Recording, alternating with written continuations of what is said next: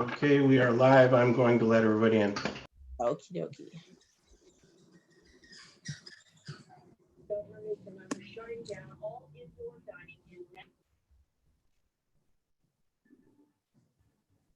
It's still there. Oh.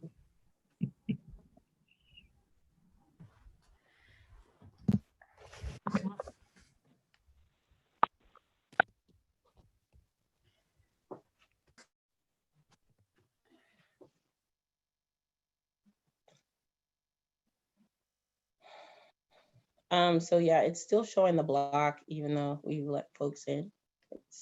The screen is still blocked out. We tried it. Hello. Hi. Hold on 1 minute. Hi. Welcome.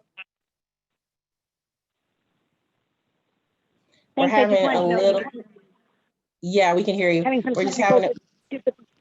Yeah, we're just trying to work through something. Just hold 1 second, please. Sure. Thank you.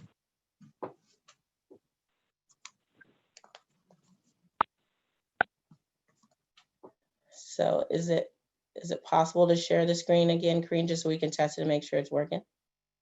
See if the presentation works.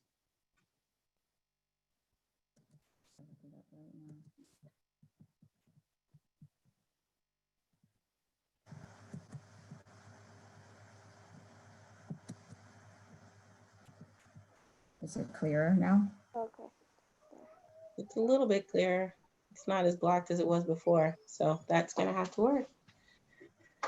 All right, so hi everyone. My name is Kalima Salahuddin. I'm the board president of the Jefferson Union High School District. If you are joining and you're not speaking, if you could just mute, so we eliminate the background noise. We are having a little technical difficulty with the presentation. As you can see, like there's a block on some of the screens, so hopefully it disappears through the meeting and we don't have it blocked for too long. Before we get started, I'm just going to turn the floor over to Jose Villalobos, who is translating for our Spanish speakers, just to make an announcements for those who are joining and need translation. Just to clarify, I won't be translating consecutively throughout the meeting, but I'll be holding I'll be conducting the room in Spanish. Buenas noches a todos los que están participando esta noche. Que queremos informarles que esta noche va a ser una conversación comunitaria sobre los eventos recientes que han estado sucediendo aquí en los Estados Unidos sobre raza, etnicidad y qué podemos hacer con un distrito para este evento. Vamos a dividirnos en diferentes grupos, así que si quieren un grupo en español, por favor, indíquenlo en el chat y así pueden indicar que quieren estar en el grupo en español para tener esta conversación. Thank you. Thank you. If you're not speaking, if you can make sure your computer's on mute, there's some background noise from, I think, Maria.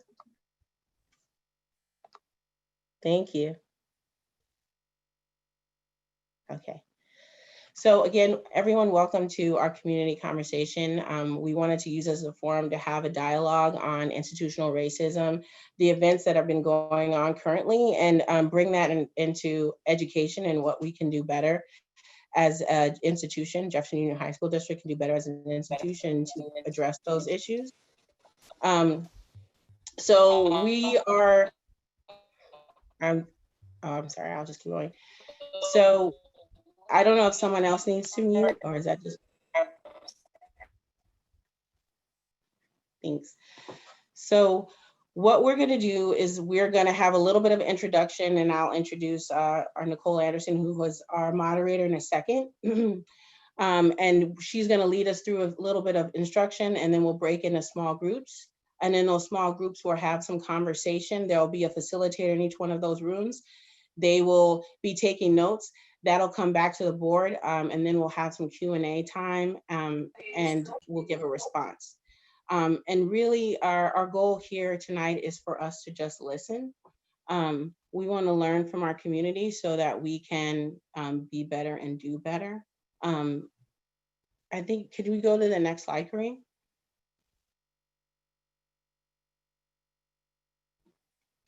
So if we could see everything, but the purpose is really, again, to provide a safe space for our students, our families, and like I said, our community, so that they can heard and that we can all heal together, the district and the police leadership. We want to align and deepen the district's and community partnership and educational equity work through community input and perspective. The board, who I will have introduced themselves in a minute, or they will be introduced in a minute. We started this equity journey almost 2 years ago, and really trying to be better, get that professional development so we could be better leaders and make sure that we're serving our entire community.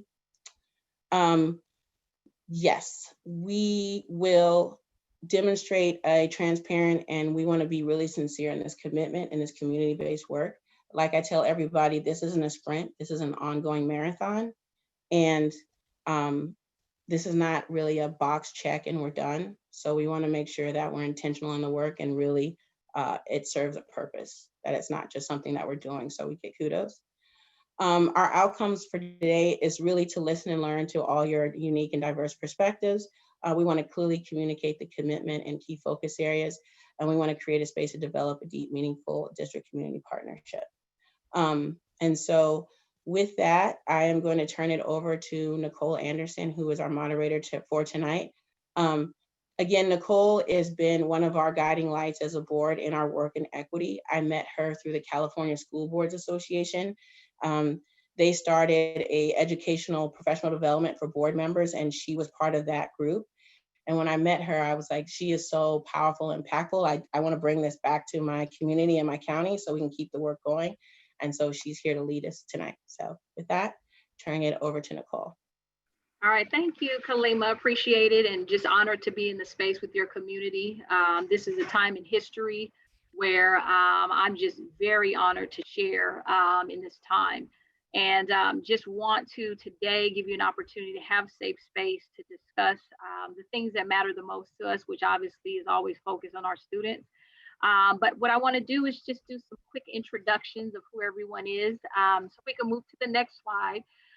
Again, my name is Nicole Anderson, and I currently am an educational equity consultant who has the opportunity to work with lots and lots of board members and districts and different stakeholders in education, as well as other industries. And so I'm just honored to serve here, and want you to know that as a former teacher and administrator who's had a chance to work with police in our school districts, who had a chance to have 3 of our children go through various stages of education at this very moment, just finishing the distance learning experience. I share with you a lot of similarities.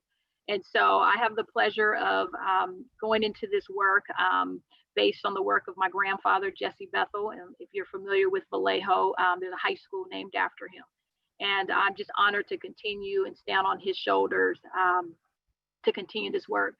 So again, today what I want to do is make sure that this again is a safe space for everyone to engage. And I know this is not the only time, and this is not necessarily the optimal way to have time together. We have to meet virtually, but we're going to make this work. And I want to remind us of a few things today as we get ready to engage in some amazing conversations. One is moving into safe space is about having the ability to talk about things like race and talk about issues around equity that sometimes become uncomfortable. But we know that just talking about it is not enough. So while we're thankful for this time today, we want to move into brave space and really have some deep discussions about what we can do about some of the issues that have been getting in the way. So I want you to think about the 4 agreements that we're going to try to stay focused on today. And these 4 help us to really stay engaged in the conversations and create this safety, because we don't want anyone to feel attacked. We don't want anyone to feel that they cannot safely engage in this work, but there may be discomfort, and safety and discomfort are 2 different things. So today, I want you to think about how it might look, sound, and feel for you to, 1, agree to stay engaged during this entire time, even when it gets uncomfortable.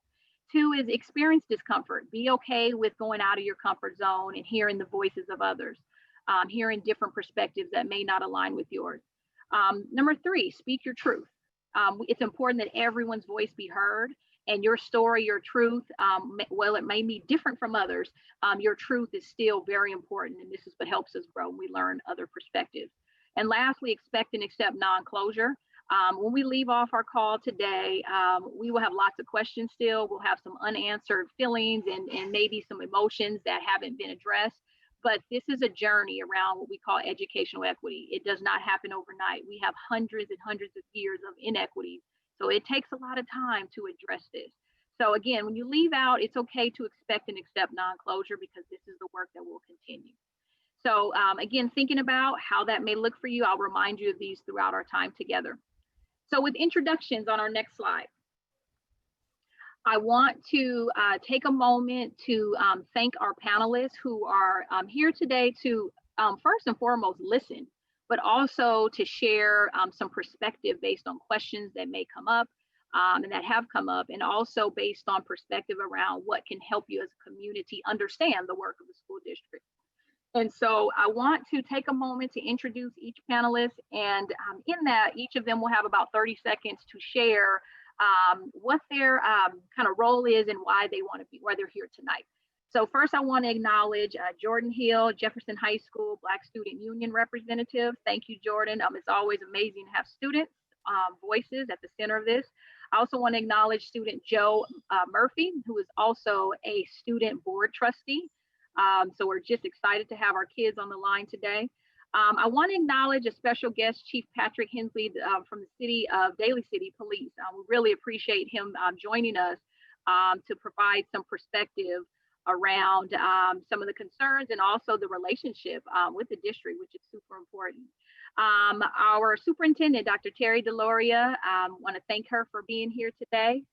And also Kalima Salahuddin, who you've already met, your board president. And also we have the board trustees are also joining us today. So really, really admire the fact that the board is here engaging in this. And so first we have Rosie Tejada, who is the board vice president. Thank you, Rosie, for being here. Carla Ng Garrett, board clerk. Thank you again. Nick Ochapinti, who is also board trustee, and Andrew Lee, who is also board trustee. So I want to thank you all for being here. So quickly, just kind of a 30-second elevator speech. Can you share just a little bit more about your role and why you're excited to be here with us tonight? So I'm going to start with Jordan, our student. Jordan, can you chime in for us?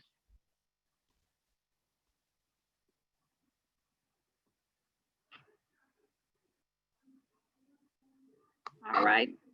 All right.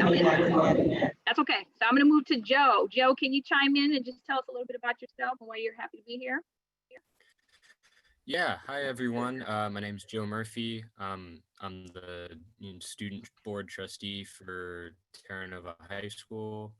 I'm happy to be here tonight because I think it's there's been a lot of change seen the last few weeks. In our community nationwide, worldwide, there's been a lot of movement going on, a lot of change.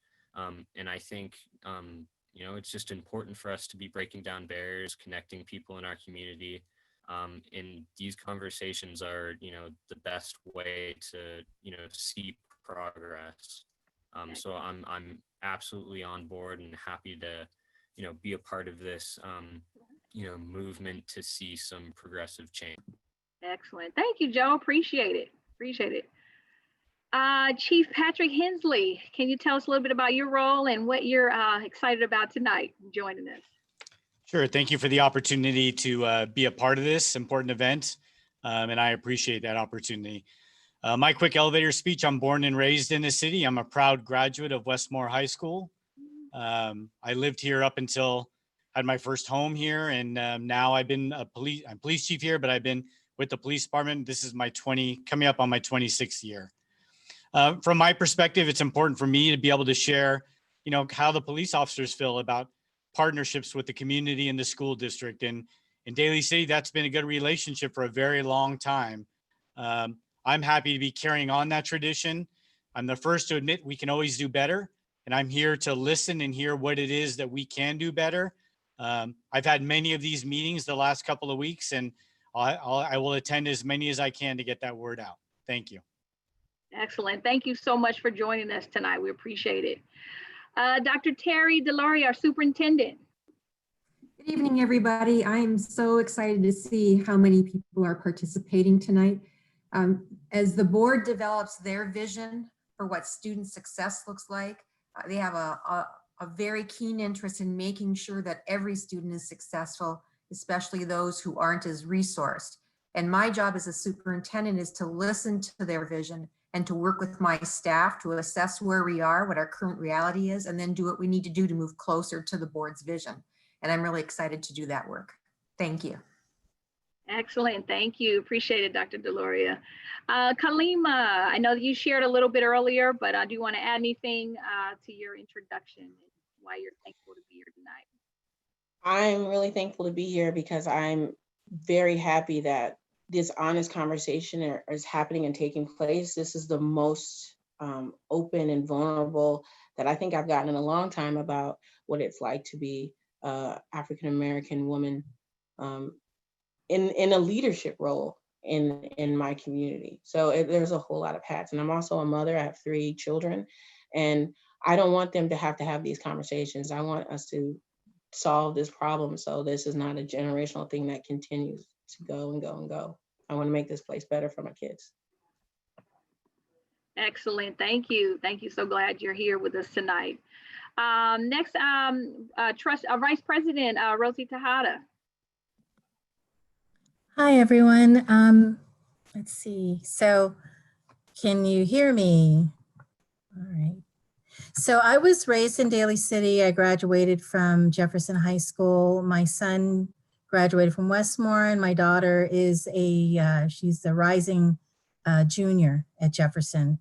And for the past year, we've been we were focusing a lot on equity and JUHSD, but the conversation right now is so important because it's, we have to take advantage of it because, you know, it's not a moment, it's a movement. And I heard that from a student. And my daughter exemplifies that because she and her friends, this is all they talk about, and that things have to change. This is where we're gonna, we started, but then we have a ton of work to do. And I want to be part of that. And this event itself is important to listen to people in our community and hear from them. Thank you. Excellent. Thank you, Rose. We appreciate it. Board Clerk Carla Ian Garrett. Good evening, everyone. I am also really inspired to be here to make the change and have this community conversation. As a member of the community, I have grown up here. I went to school here. I went to Skyline. I currently raise my young children here, and I definitely want to see and do better for them as well as all their friends and our students, because that's what we're here. That's the main goal, to be here tonight. What can we do for our students so that they can move on and not have to deal with all the inequities that are happening right now, within our city and our community. So definitely is a great way to start that conversation and do some healing and put in some work, and so we can make some progress and get ahead of this. So thank you. Excellent. Thank you. Appreciate you being here, Carla. Board Trustee Nick Ochipinti. And Nick, please help make sure I'm saying your name correctly. You got it. Thank you, Nicole. Yeah, Ochipinti. So I guess we're talking about race and everything going on in our country. I think a lot of things come to mind. So I'm glad we're having this. It's a major step. Of course, our district and our community are working on these issues. And so even just, understanding what the struggles are right now across our community, not just in having these conversations, but why our students are under-resourced, where those resources are in our community, in our government, federal, state, and local levels, and of course, the school district level when we're getting through a public health crisis and finding ourselves, contributing to the effort around food insecurity and employment across the board. I feel like these conversations need to happen and they will lead to action. But I mean, the first step, of course, is making sure we can listen to those things. And so glad everybody's here and wish, more can join us as the meeting goes on. Of course, this isn't the last one, but looking forward to tonight. Excellent. Thank you, Nick. Glad you're here with us as well. And last but not least, our board trustee, Andrew Lee, also known as Andy Lee. But, Yep, Andy Lee here. Fortunate to have gotten to know Nicole over the past couple of years, being able to be part of the California School Board Association Equity Network alongside President Salahuddin.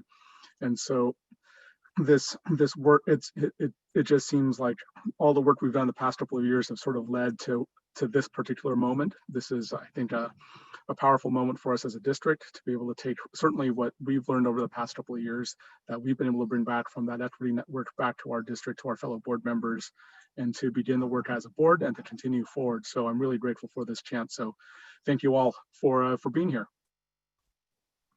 excellent. Thank you so much. We just appreciate all of you as panelists. And I also want to acknowledge a couple other folks who are on the line and appreciate you all being here. There's numerous facilitators throughout the community who are joining, and you'll get to know them in a little bit.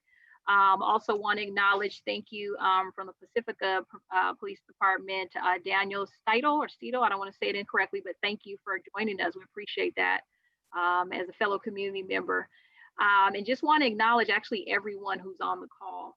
I'm going to actually have a poll put up on the screen and ask that each of our community members take a moment to help us know who's on the line. And so on that poll, it's going to ask you about what role you represent primarily in the community. And so we're just going to take about a minute to do that so that we can see who all is on the line. So just take a few moments and just let us know who's on the line so we can acknowledge you.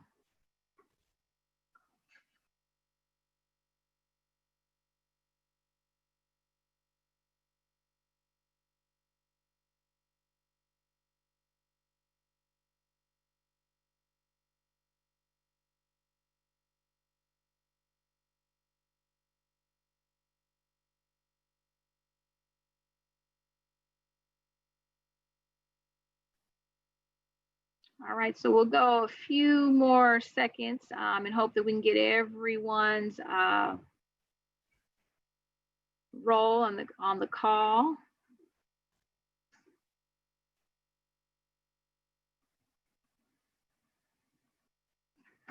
Excellent. So appreciate our students being on the call. This is amazing. All of our parents and relatives, thank you for being on the call with us today. Our teachers representing, thank you so much. Our teachers have been in the trenches during distance learning and all through the journey. Appreciate our teachers on the line. Our site administrators, I call us our fearless leaders who are running our schools. Thank you for being on the line as well. Our classified support staff, thank you for being on the line. We know that without you, we couldn't run schools. So we never want you to go on strike because you are the foundation to make these schools run. So we just want to appreciate our classified support staff. All of our counselors, mental health, social emotional support staff. We know that you all are about the whole child, and academics is important, but we just recognize you in terms of making sure the whole child is okay. So we just honor you and thank you for being with us. Our community partners, our business owners, all of those that have a huge stake in this, our religious leaders. Thank you for joining, because we know it takes a village to do this work. And so we just thank you for that. For our alumni, there's only a few on the line, but thank you all, those class of whatever it may be from 2020 all the way back. Thank you for joining us today. And this is a great opportunity for us to hear your voices. So thank you. So what we're going to do as we transition from our poll, what I like to do is just give a couple of reminders before we go into what we call our community healing space. And in this space, we're going to talk about a couple of things that are near and dear to our hearts. But first, I want to remind you of a couple of Zoom logistics. Again, thank you for your patience with technical issues around Zoom. We know that COVID-19 has impacted us in terms of our ability to be interacting in person. But I thank you for being great sports about it as we use our platform. So a couple of things. We did a great job so far as muting our mics when we're not speaking. So that's really important, just to make sure there's no background noises. You will be asked to unmute your mics during our community healing space and breakout rooms. So be prepared for that. We also We'll be asking for public comment during this agenda, so you'll have an opportunity again to unmute your mics and share. There's also a chat room feature. And so the chat room is available for us to continue to communicate with each other, for you to be able to ask questions. And we will do our best to monitor that as we go through to ensure that we can answer as many questions as possible, but also hear your voices. This is also a way for you as community members to communicate with each other. So the chat feature is available for you there. And then also you just experienced this poll feature. And so we're going to have 2 more polls that we'll share with you just to get some information, because again, this is about listening. And so we want to make sure we can gather as much perspective as possible. And so with that, we're going to transition into a little activity. And this is what we call our community healing space. And so we can shuffle our slide to the next slide in our poll. All right, it's out the way. There we go. So with this next space, we're going to have an opportunity to jump right in and talk about some things that have been quite a conversation around the nation and also around the world. And this concept of institutional racism is something that has surfaced and been an issue for all of us. It's affected every one of us. I always like to remind folks that we don't want to play what we call oppression Olympics. We don't want to say that one group is more oppressed than another, because that's often where we start to not honor that group's experience. But I will say that when we talk about racism, it's important to unpack each of those layers. And in our nation, we do have some institutional and foundational aspects of racism that we have to be comfortable with addressing. And so what we're going to do is kind of start off with our what I call experience discomfort, which I shared earlier about our 4 agreements. And we're going to go into breakout rooms in a moment. But prior to that, I want you to have a moment to see a video, which is about 4 minutes long. It's called the Unequal Opportunity Race. And when you watch this video, you're going to see things that may strike some emotions or thoughts in you. And so what I want to do with you is have a what we call a CAP moment. And CAP, C-A-P, CAP refers to C, confirm. So as you watch the video, what's one thing that was confirmed for you? Okay, something that you're just like, oh, it makes sense. I get it. I have this understanding. So one thing that was confirmed is C. The A is ask. And when you're watching the video, there may be questions that come up for you that you would like to ask. And so I want you to think about what that looks like with the A for ask.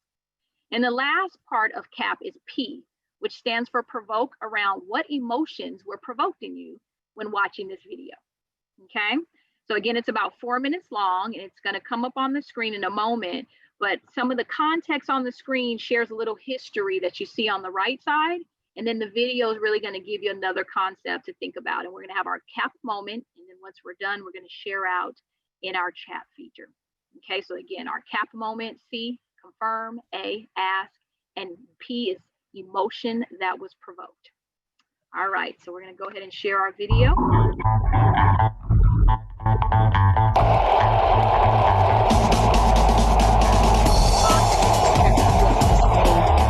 Pause for a moment. I think the screen, I think you got to switch screen, sorry. Yeah, no worries. This is what we love about technology. Even in the midst, it's still, we stay focused on the task and what's most important. All right, here we go.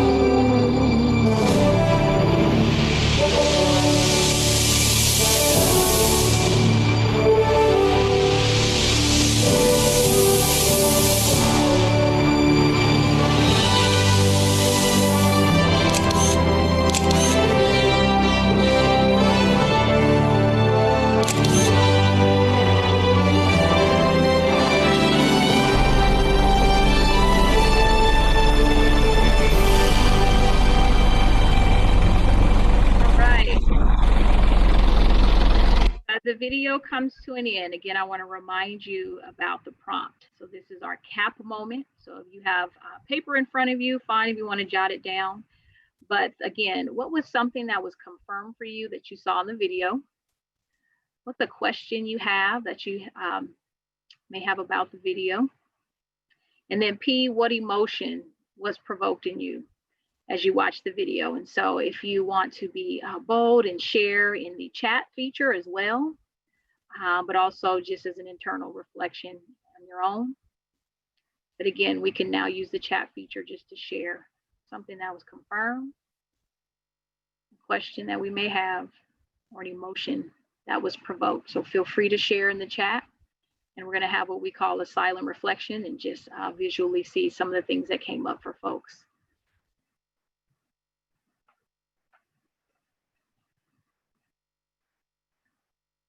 So we'll give you a few moments to think. And then the chat is now open for you to share out.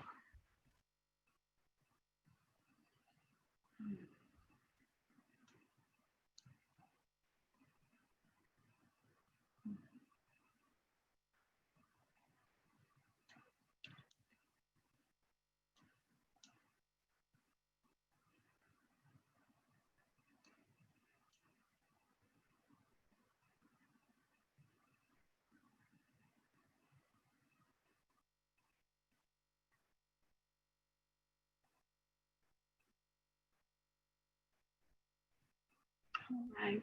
Thank you for the responses, Leanne and Daniel and Beth. Thank you for your contributing your thoughts. Joe, thank you for speaking your truth about the anger it provoked in you. Sadness, anger, frustration. Robin, thank you for sharing your truth about your own and making connections to your own experiences in life.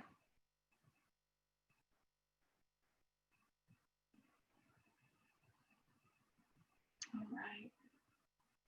Adam, thank you for your sharing about privilege, whether default or we seek it, it exists. We got to address that, yeah. Excellent. All right, and so continue community to share. This is a great opportunity to just allow us to, again, process how important it is to just have discussions. I mentioned earlier that we want to create a safe space to talk about things that are most uncomfortable. But also in this safe space, there's also healing when we have discussions. And that's why this is so important. So I just, again, want to thank you for engaging in this, because this is where we're going to grow together as a community. And so what we're going to do in staying in this same kind of space of safety is on the next slide, what you're going to see is a few prompts. And we're going to go into our breakout rooms in a moment. And so in this next slide, what you're going to see is we're going to go into breakout rooms until about 7 o'clock. And the prompts that we're going to discuss in our breakout rooms are around kind of taking this now to obviously institutional racism. We kind of look at it as kind of a global and national issue, but also kind of going, let's go a little deeper into our community, what's happening at home. And so these are a little open-ended, but an opportunity for the community to discuss. And so a couple of things to help us with our community discussion is think about these three things. What role does JUHSD play in the recent events? And there are a variety of events that have happened. Obviously, we've had protests and we've had emotions provoked around seeing the death of a young man. We've also seen experiences where students or staff or community members may have expressed things that may have had maybe racially motivated intent that may have harmed someone. And then also we have what we call the things that may not always be out in social media, but just the daily interactions and experiences of our kids and communities. So we want to make sure that we acknowledge all of that. So when you think about the role that the school district plays in recent events, that's one prompt for you, okay? The other is what can we do better to serve our community? So now here's where some suggestions, recommendations, and really coming up with solutions around addressing any problems that have existed for us as a community. And then the last piece, which is critical, is what needs to be done to heal and move forward. So we don't want to just talk about it, but we want to really come to a place where we all are on the same page. And we know that where conflict exists, there's also opportunity for growth. So these are the three prompts that you're going to discuss in your breakout rooms. And so what's going to happen is when you have on your screen a prompt to join a room. You are going to click that button and join the room, and you are going to have a facilitator who will be joining you. And so these facilitators, we want to acknowledge Hector Camacho, Dana Lujan, Davina Drabkin, Maurice Goodman, Tony Presta. I want to thank you all for joining us. April Hawkins, Kareem Baca, and Aliyah Salahuddin, Tiffany Hong, and Melissa Ambrose, as well as Adam Kubi. And I may have missed someone, I apologize, but I think you know who you are. And we just want to thank you because during this time, go ahead, sorry, who did I miss? Joe Murphy. Oh, Joe Murphy. Thank you, Joe. I'm so glad you're here, Joe. And apologize for that. And so our panelists, in addition to our facilitators, are going to join each breakout room. We're going to try to evenly distribute them just to help remind you about the discussion points, ensuring that everyone in the breakout rooms has an equal opportunity of voice, and ensure that it's a safe space for us to have this dialogue. We're going to go until 7 p.m. So also facilitators, you can just keep track of time to remind people, and we'll have a couple of prompts that will remind you as well on the screen. So with that, we again are going to go into rooms. Facilitators and panelists, you will be placed in a room. Please, again, exit that room and you'll be reassigned so that we can evenly distribute you. Okay, so you'll have a prompt to exit the room. Don't exit the meeting, but just exit the room, and then you will be redistributed and assigned to rooms so that we have a facilitator in every room. Okay, so again, community members, be prepared. Again, the prompts: what role does JUHSD play in recent events? What can we do better to serve our community? And what needs to be done to heal and move forward? So those are the three prompts to be a part of our community healing discussion. Okay, so with that, our breakout rooms will be starting now. So look for that prompt on your screen.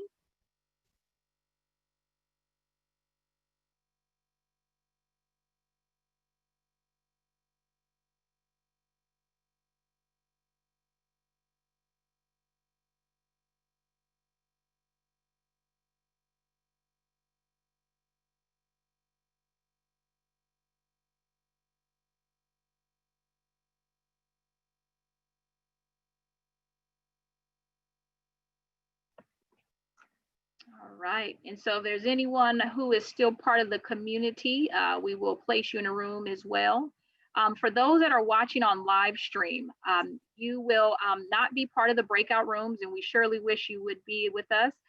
So the discussion, the community discussion will resume at 7 p.m. So please stay tuned and rejoin us. But also, if you are listening via live stream, I encourage you to take those same prompts and actually have those discussions with your family, colleagues, and friends as well, because we know that these discussions are important.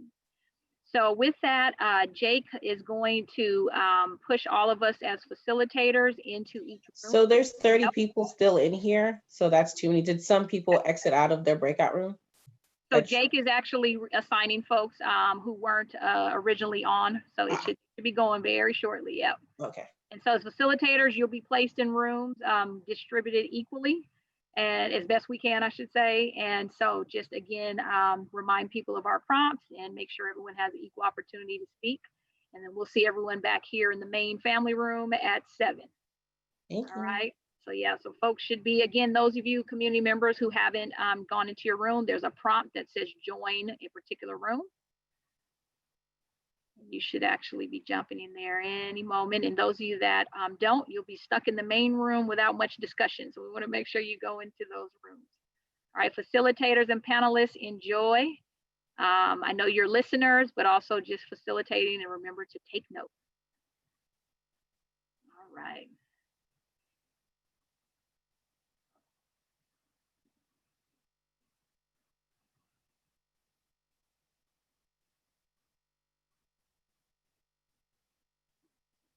All right, we're getting there. We're getting there. Nicole, I may get pulled out into a room soon, but I just wanted to ask you to potentially consider giving us a little more time. I'm afraid we're not going to have any time to discuss. I know you guys are running a tight agenda. Yeah. Well, I'm going to do a check-in, but I think you actually should be fine with the 15 because we also have Q&A. We also have comments from public, so we'll have a lot of discussion. But yeah, I will do check-ins just to see how we're doing. the one Spanish speaker left. Like she didn't turn on her video, and when I was trying to like say hi, she just left the meeting, I think. Okay. So we'll just place you in another room. Yeah. Hopefully, Jose, I slowed down. I apologize if I was going too fast. So Jake, looks like you're still pulling people in. Yes, I am. All right, perfect. Thanks, facilitators. Appreciate it, Tiffany. Thank you, Aaliyah. Thanks, Hector. Miss Flores is here again, so I think. Perfect. Okay. So so Jake will put you in a room separately, I think, with her to I think engage in. And I don't know if one of our facilitators wants to go with Miss Flores. If you Jose will do. Yeah, he's got it. Yeah. But if there's any one of you as facilitators or board members who also feel comfortable speaking Spanish, I think that's a great space to go into as well. You can put me there if you need to. Hablo español también. Oh, perfect. Jake, did you get that for Davina? All right, what was that? So Davina is willing to go into the room with Jose and Ms. Flores.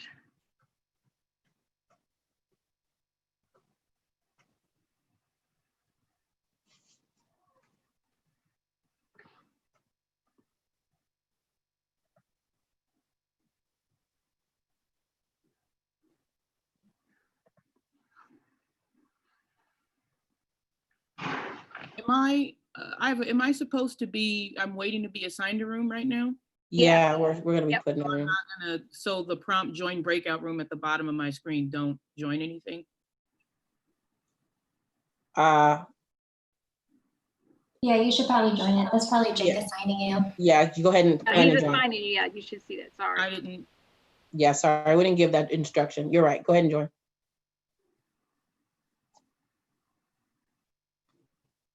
Yeah, and thank you for your patience. We have one of the great things about community forums is lots of people have joined, so it takes a little bit longer to make connections, but this is a great opportunity for the community dialogue.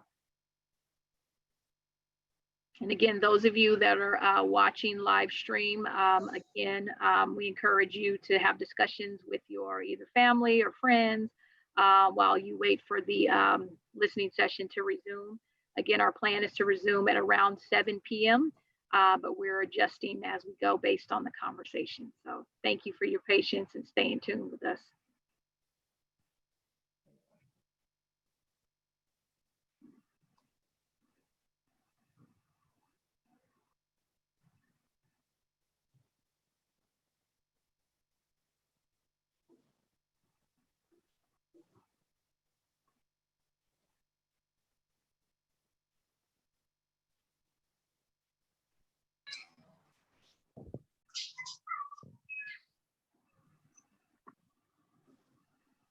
So facilitators, double check to see if you got your invite to move to a room. Just double check, make sure that didn't pop up yet. No, I haven't received anything yet.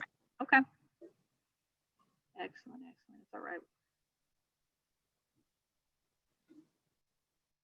So Davina, we'll probably go up till about 7:05, just based on just the logistics, but we'll still keep checking in to see how it's going.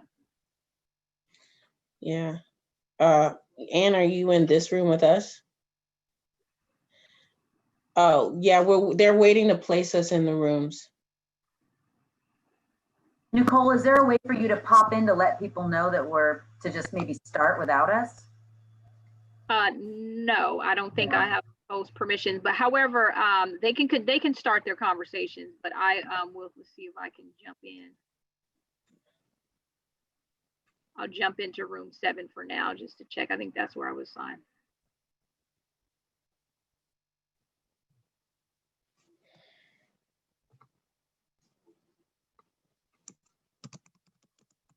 Hey, I'm having some difficulties. I'm just going to go ahead and reassign everybody, and we'll do the best we can. Okay.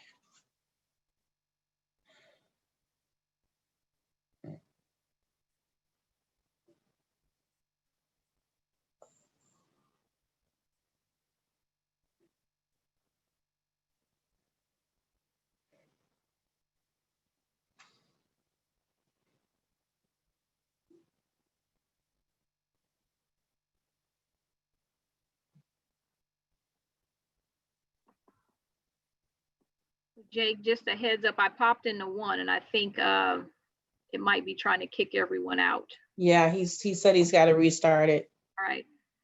Uh-oh.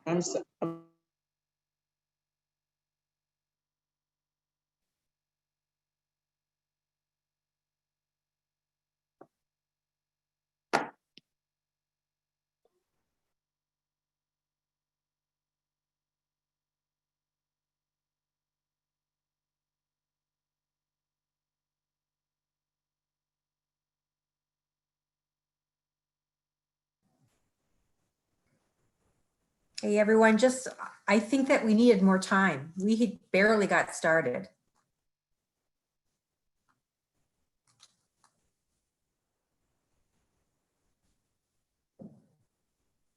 Yeah, we were barely on the first one, and then we start feeling comfortable, like who's who. Yeah. Sounds like people got kicked out. Zoom is Yeah. interfering with our community healing space. That's not okay, Zoom.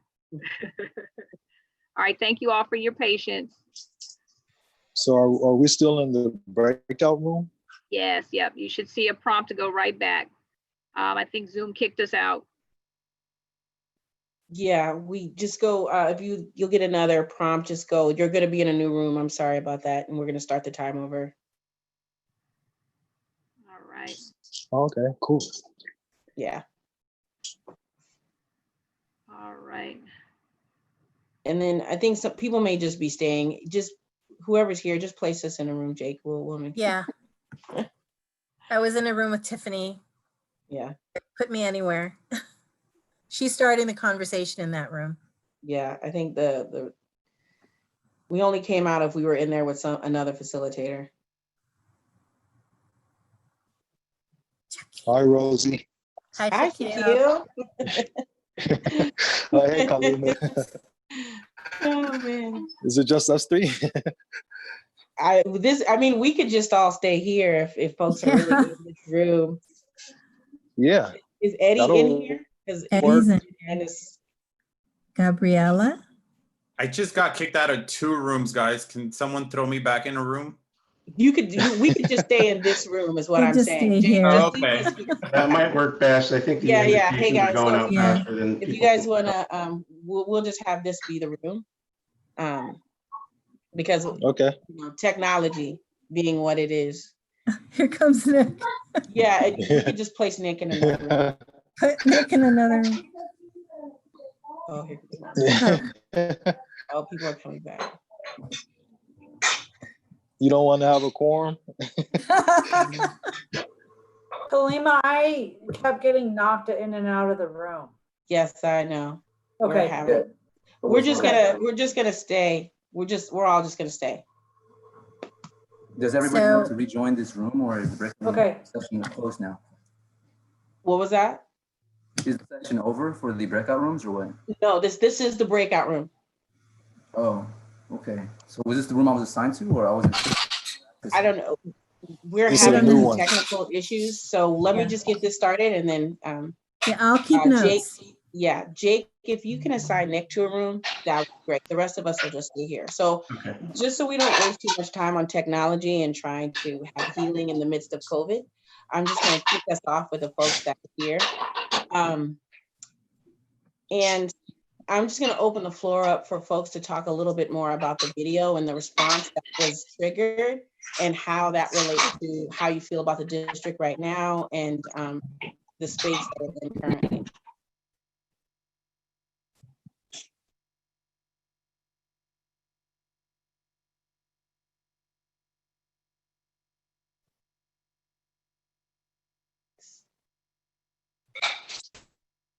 Do you want to start, Shaquille? Okay. I actually had technical difficulties trying to watch the video, but based on the comments that I saw in the chat, I guess the video was about equity and how some people are starting behind others and maybe don't have the same opportunities. So I don't have a critique about the high school district in that area. I've been, happy with the way that my son was treated at Jefferson High School. I actually never had any issues but that doesn't mean the issues aren't there. Obviously, I'm a teacher and a school board member, so I know there's things going on. But to me, Daly City actually does a good job of, I mean, we're diverse and we're not as separate as, you know, I grew up in San Francisco too, and it was diverse where I was, but it was also separate, you know, so I think at least we do a good job here in Daly City of all different types of people from different ethnicities living together, working together, and going to school together. But as far as inequity is concerned, that's, you know, that's something that Black people have been, you know, I've been dealing with it my whole life. And I strive my hardest to, you know, do my best and set a good example for other people, no matter what their skin color is. But one of the things that I've been expressing to some of the youth right now is that our success is also our protest. You know, there's something to be said for just doing the right thing and staying focused and, you know, working on some goals besides just reacting to what's going on. So that's my little bit. Thank you. And Shaquille introduced himself as a school board member in the Jefferson Elementary School District, so everybody knows who we are. And so anyone else want to share? Sorry.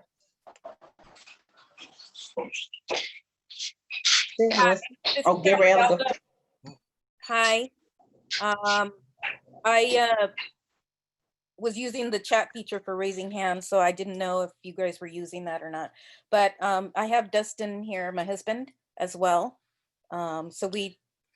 Yeah, I wanted to say that one of the things that I think is often missing in the kind of racial equity question or the conversation or education is a kind of an approach of really addressing white privilege. And it was in the video, and I like to see that it's one of, you know, but I think that the white community, and I'm speaking for myself, I'm about as white as you get, is that it takes years to really get a handle on the advantages as a white person that we have over the rest of the folks. And so, you know, really positively addressing kind of like, you know, educating that in a way that allows kids to absorb that information over time is something I think that could really make a difference on the other end. You know, I think we spend a lot of time talking about, you know, the history of segregation and racial injustice and inequalities, and addressing really the understanding for these kids, how privileged that they've been brought up and they're received in the world as opposed to somebody who doesn't have that same advantage. I think that's really key. And so I just wanted to put that out there. The other point that I've seen very frequently in education is a complete denial of Native American culture as a living people. And in history that's taught in this country, we almost teach it as if Native Americans were a thing of the past. And I still see it. My daughters are Native mixed, and when they hear these stories come through and they know the difference, they're extremely frustrated because no one around them believes that they are what they are. So anyway, that's that.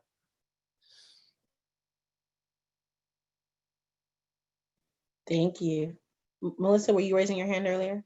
Yeah, go ahead. But I'm super happy to let someone else go, because I talk a lot all the time. No, I think you So can someone go. else- Okay. Yeah. So I think, you know, I worry, as you know, Kalima and Rosie, about our role the JUHSD role in recent events. I don't know if about recent events as much as like the whole system. And Kalima, when you brought Nicole to the equity group, and we talked about like a really, I think it was the first session, maybe just about, and Nicole, I seen you present at some other conferences, but just like how deeply school is embedded in the larger systemic issues of racial injustice, of class, and you know, like we could take every sort of injustice and about how sort of capitalism capitalizes on that systemic inequality. I just worry, you know, about how there's just kind of like what the speaker who just spoke, like how it's just so hard to see how we replay and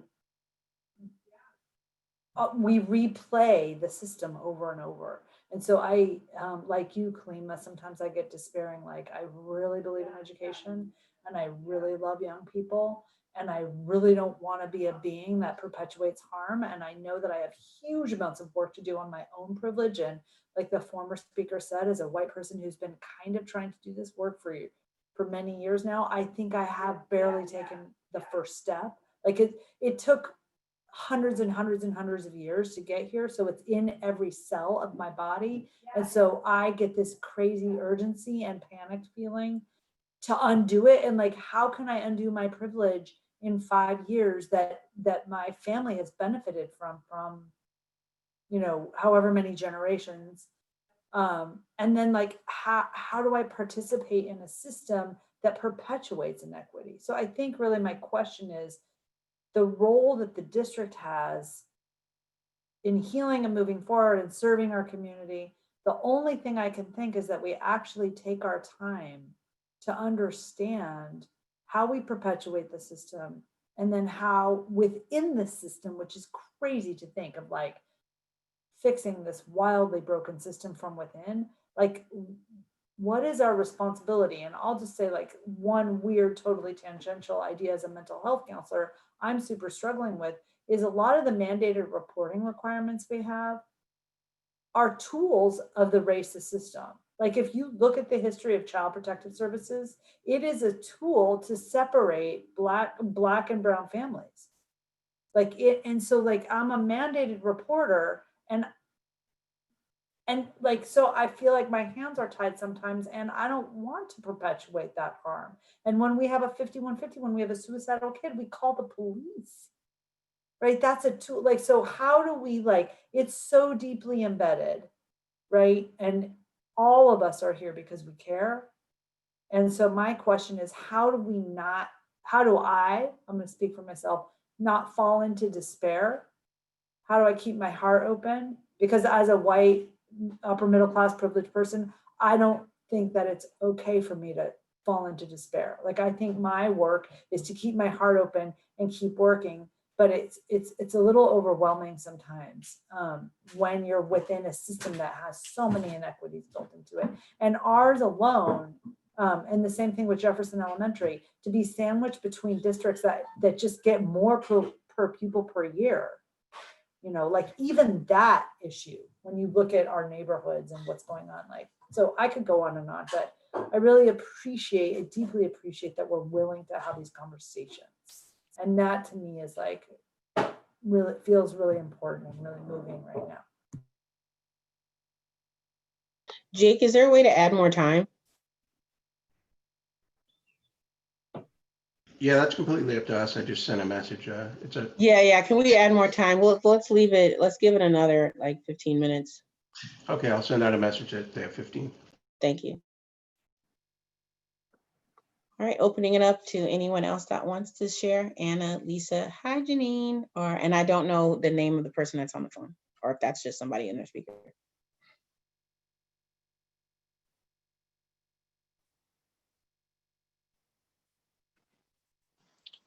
If no one else is going to speak, I just want to say, hi, Melissa. I haven't seen you in years. Hopefully you remember me and some of the work we've done. And keep up the good work. You know, don't fall into despair. We're all in this together. We all need each other to make it through. And I know for a fact, I've seen the way that you work with the young people and how you care about them. And that's number one to me. It doesn't matter your, you know, skin color or your ethnicity. Is how you treat the students.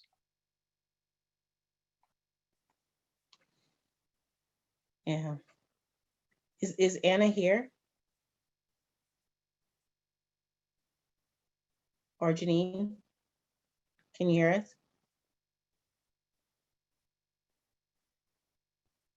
No? All right. Lisa, is there any other folks on here that can hear me? Okay. I'd like to ask, just curious to hear, one of the prompts was how do we heal and move forward? So I heard Melissa say, you know, we keep on perpetuating, we kind of repeat the same cycle, but how do we, one, heal? I think, well, let me back up, acknowledge. I think Gabriella gave a lot of good context about acknowledgement of the pain, but then how do we heal and move forward? I'm just curious about the discussion in that realm, like some distinct things that can be done to heal and move forward.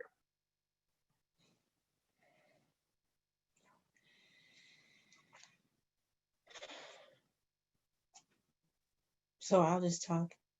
Yeah, because everybody's got their thinking caps on. Yeah.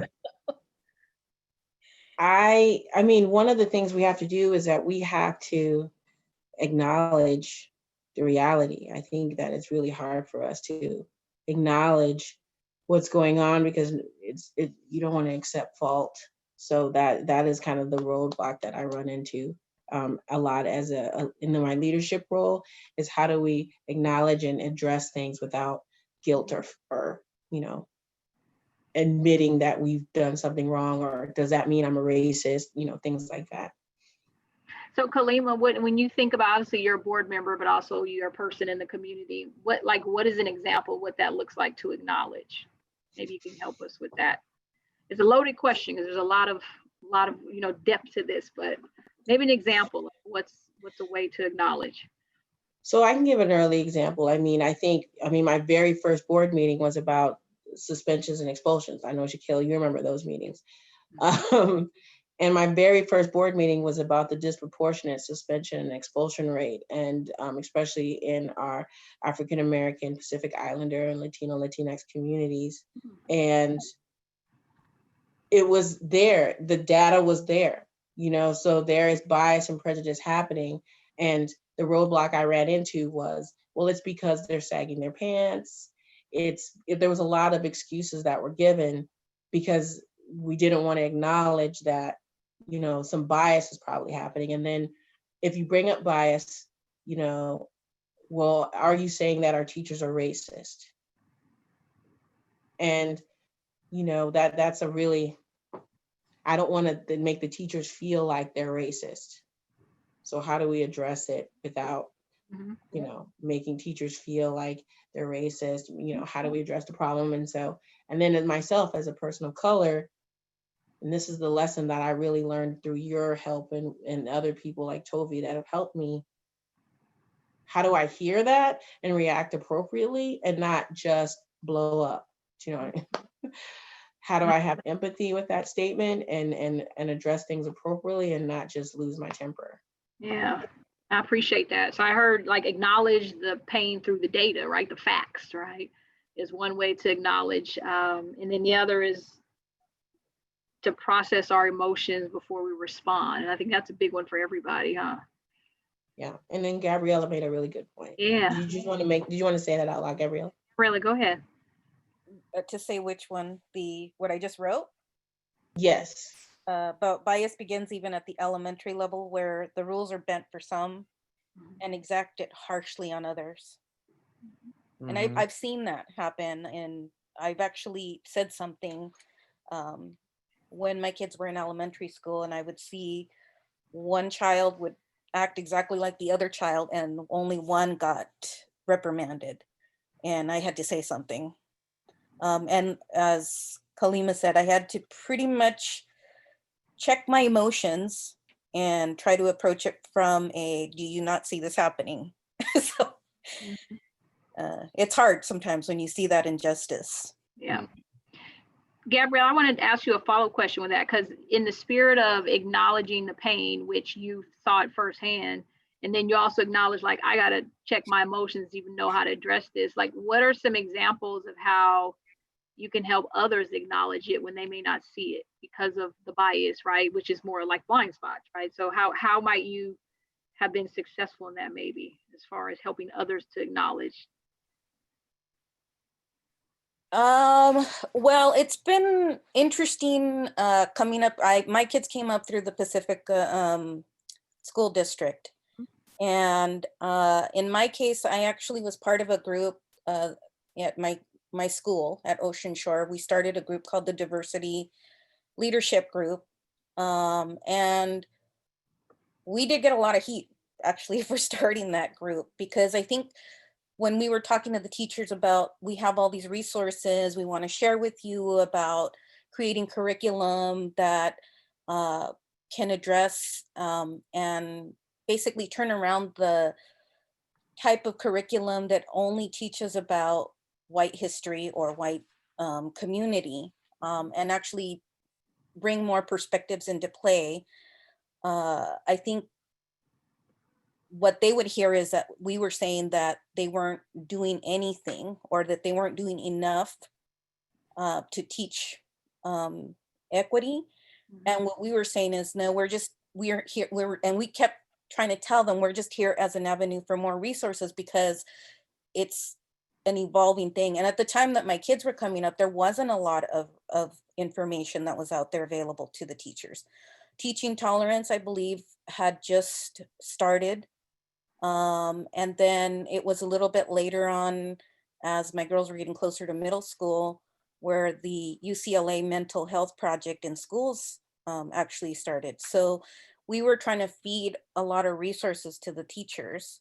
And initially there was a lot of blowback. And I know that I personally suffered a lot of social stigma because of it. And by default, my kids kind of got a little bit of that blowback as well. But I feel like it's worth it, because I think now it's starting to actually make a difference. And it didn't make a difference for us, but at least it's making a difference for the students that came after. So one way to look at it is, I would have liked to experience that openness for myself, but I'm glad that it's happening now for others. Can I piggyback a little bit? So I think one of the things that, I think we could do is really focus on behaviors rather than, I think what, Gabriella's experienced and, our family's experienced, both her as a volunteer at school, but also witnessing children being disparately treated for similar behaviors is really trying to, guide teaching to a behavior-based principle rather than kind of, let's say, our, the personal bias principle, which appears to be still present. And, how does that translate kind of institutionally, So I don't know if I was as accurate or articulate as my wife, but she has more education in this than I do. Yeah, and I think you had asked the question about what is that? I guess, what does it look like, or how would I make that look like? Just in the specific instance of the two students, I had basically said, well, the two kids were in the exact same spot. Like, I mean, they were in the same area and they were doing the exact same thing. And I'm like, so why is it different for this child as opposed to for this child? And I'm just gonna say straight up, it was a white kid and a black kid. And it was so disturbing to me. And so when I asked the question of why is it different? Why did this student have a different outcome than the other student? It actually did make them stop and think, why did I actually do this? I would also say that administratively, I think that we have different concerns for different people. in that we say, well, we can exert this kind of influence on this child or this family because we don't expect a certain reaction from them, versus another family who has more privilege and maybe more resources, we can expect a certain reaction from them that might have damaging effects on our administration. And so we really need to kind of have very clear, clean policies that are willing to accept a variety of reactions regardless of wealth, privilege, influence, etc. See?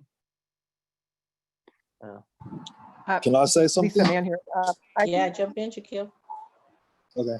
I think in theory, what you're asking for exists in theory in the schools, but it's individual bias that's creating that reaction. And what you both are saying is true, because I've experienced that as a student, and then I've seen it as a teacher.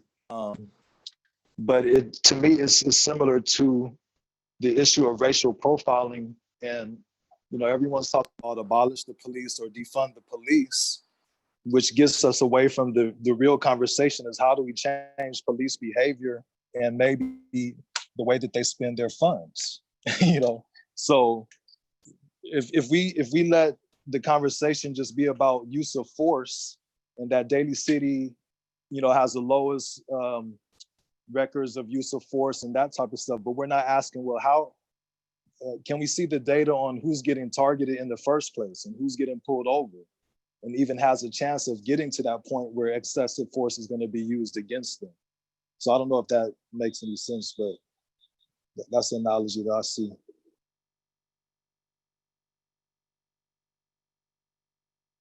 Yep. We just have a few more minutes, so just heads up when we all start getting shuffled around again. But no, those are great points. Can Melissa, I add? did you? Yeah, I please. did. Trying to start my video. Sorry about my internet tonight. It's funny. I think one of the things that would be really helpful, what sort of relates to what we've all been talking about, is that at least, you know, I don't know, I'm not an expert on it. I'm only an expert on myself. But my understanding of the research that I've been doing and the way I've been trying to unpack my own white privilege is that it's best done in affinity groups. That like white people talking to white people about all the ways we screw up, about all the blind spots we have, about all the harm that we inadvertently do because, you know, and that the conversation isn't about us as racists. In fact, that conversation stops dialogue. It's that we live in systemic racism, right? And of course, so you're going to act out on that.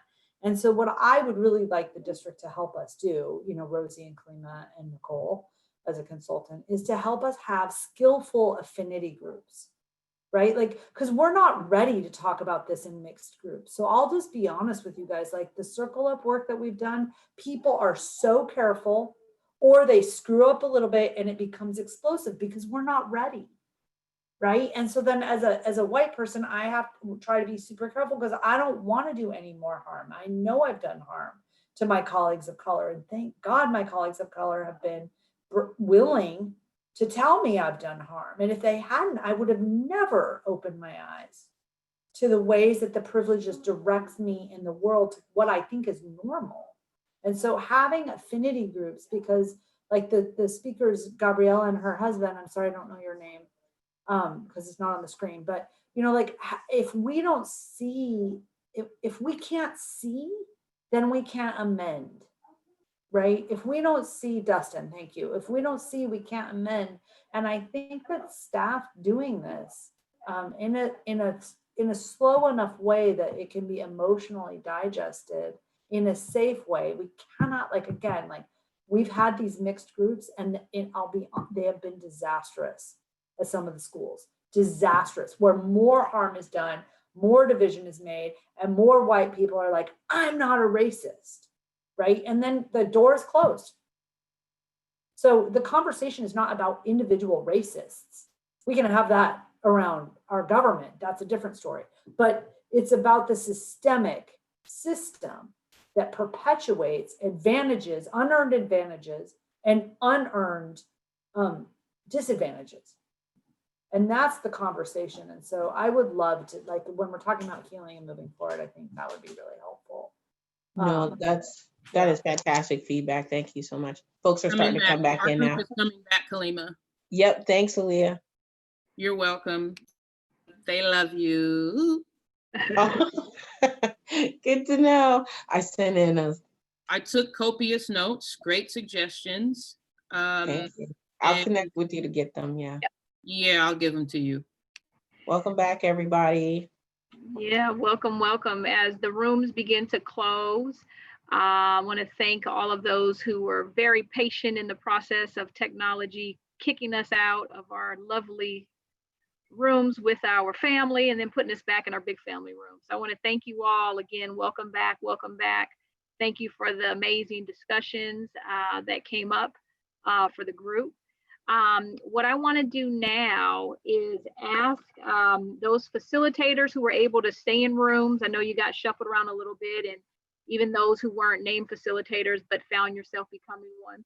I want you to just take a moment. We're not going to have time to share out, but I want you to take a moment in the chat and just share like a key takeaway that was shared during the discussion around ways that the role of the district and what role has been played during the recent events, and what can we better do to serve the community, and how can we ensure that we heal and move on. So in the chat, if facilitators and any community members, you're welcome to share, but facilitators specifically took notes.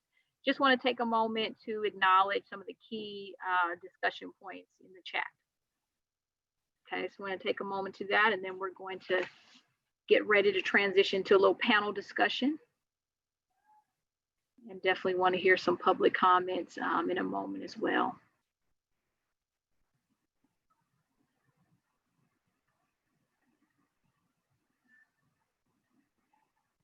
And again, we really appreciate this discussion because this is the feedback and the listening that as district leaders, we want to make sure we hear you and want to make sure we take your information to help drive discussions and decisions that will be made in the very near future. So this is really valuable information.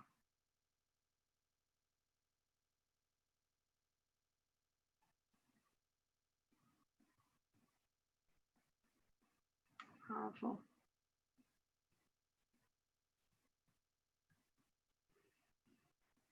Now, I want to acknowledge some of the comments being made, specifically one that was shared around starting, like how do we address these issues? And it starts with us first, right? Individually. There's an analogy that we use when we talk about riding on an airplane. And the flight attendants remind us that in the event that we lose oxygen and pressure in the cabin, we need to make sure our oxygen masks are put on us first before we can assist other people. And this work is very similar. It always starts with ourselves. We call it putting up the mirror to make sure that we're not part of the problem. And as a facilitator, I have to say that's something I get to do every day on my journey, which is why it is important also to acknowledge our emotions in this. I want to acknowledge a comment that was made around just processing my emotions before I respond. Also looking at how can we use data to really create an awareness and acknowledge the pain, because you can't do much about pain if you don't acknowledge it first. And so these are some wonderful takeaways. And school board members, superintendents, all the leaders in the district, you have some great data and feedback. So it's phenomenal. Thank you. So what we're going to do, as you continue to share out, we're going to move into a short, what we call panel discussion. And there's a couple of questions that have been shared, questions that we, I know as community members want to know from our district leaders. So at this time, if you would like to share any specific question as you hear this panel discussion, please feel free to do so. We'll pull a few questions and ask those. But I have some questions for the panel that I would like to ask to give a little context to our community about some of the things that have been real resonant for us. So I want to start with just sharing, and we can take the screen off too. I know some folks, yeah, you can take the screen off, and that way everyone can see each other. Perfect. So a couple of questions for our panelists. And so many of these are just going to be open for you to jump in. Some of them may be more relevant to you based on your position than others, but I'm going to start with the first question that I think our community would like to hear. And again, this is for our esteemed panelists, our students, our police chief, as well as our Board of Education superintendent. And so the first question is, the district has a key focus on excellence through equity. So share a definition of what equity means and maybe an example of what that looks like in action. So I'm going to open that to the panel, specifically, I think our board and our superintendent, because our focus is excellence through equity. So maybe share, what does equity mean when we say that in JUHSD, and maybe an example.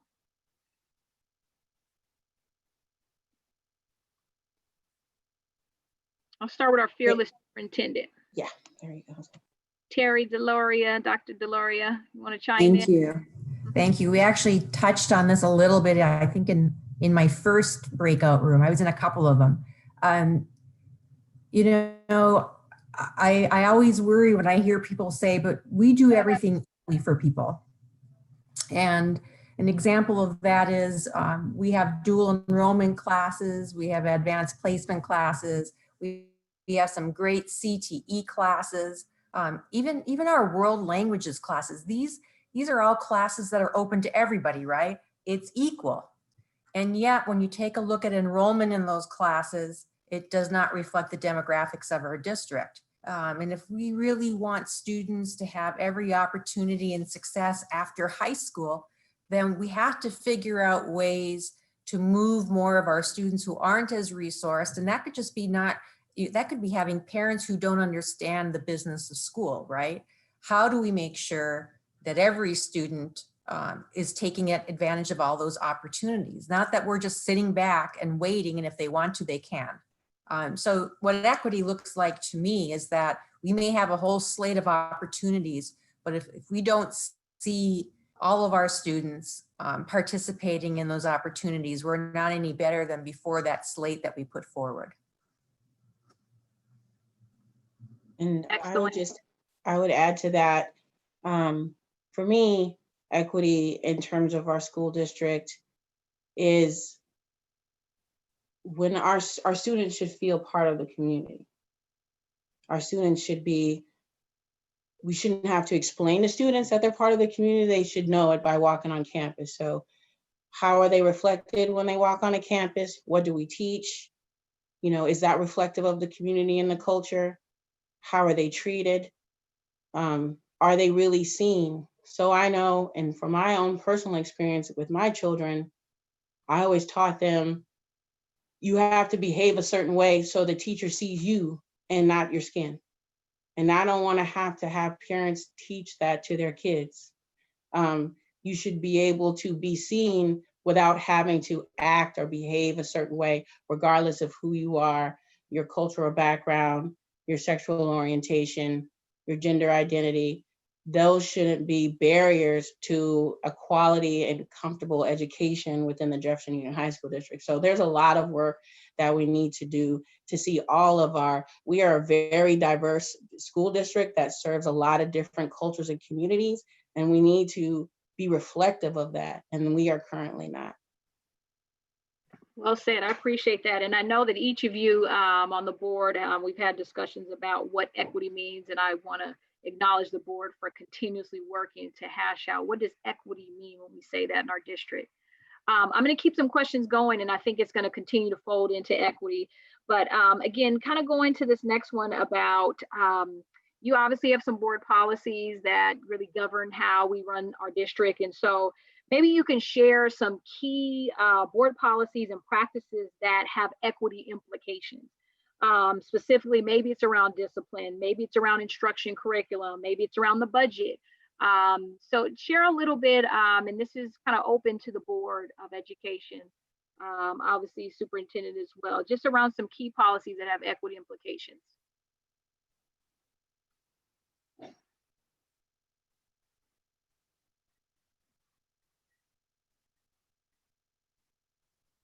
Do you want me to jump in again, guys?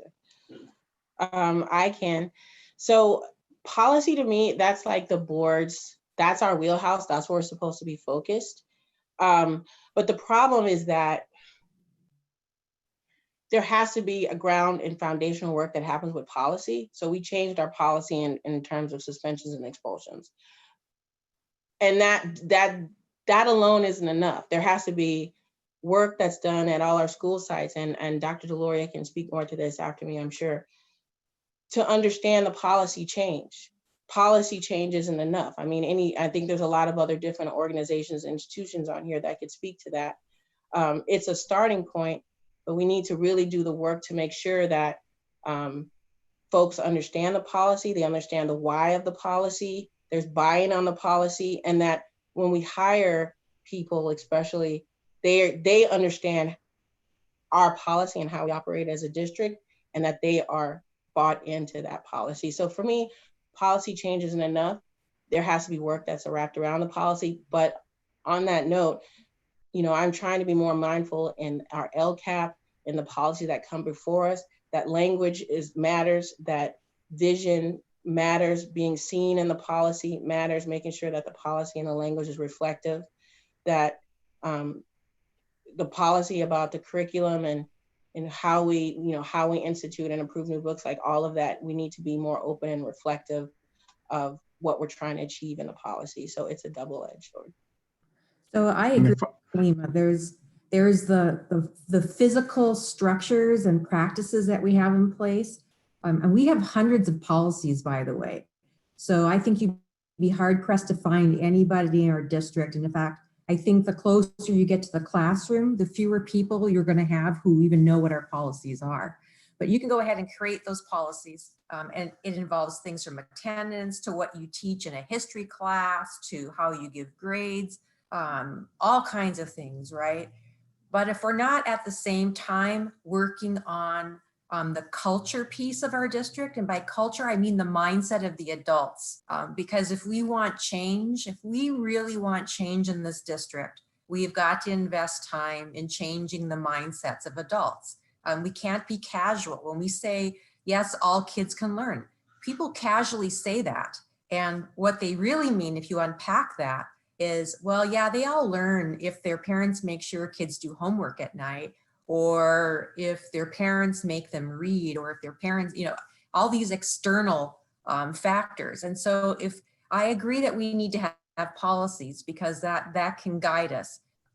But I don't want to be a district where we have our policies in place and then we have our reality at schools, which is no one's following the policies anyway.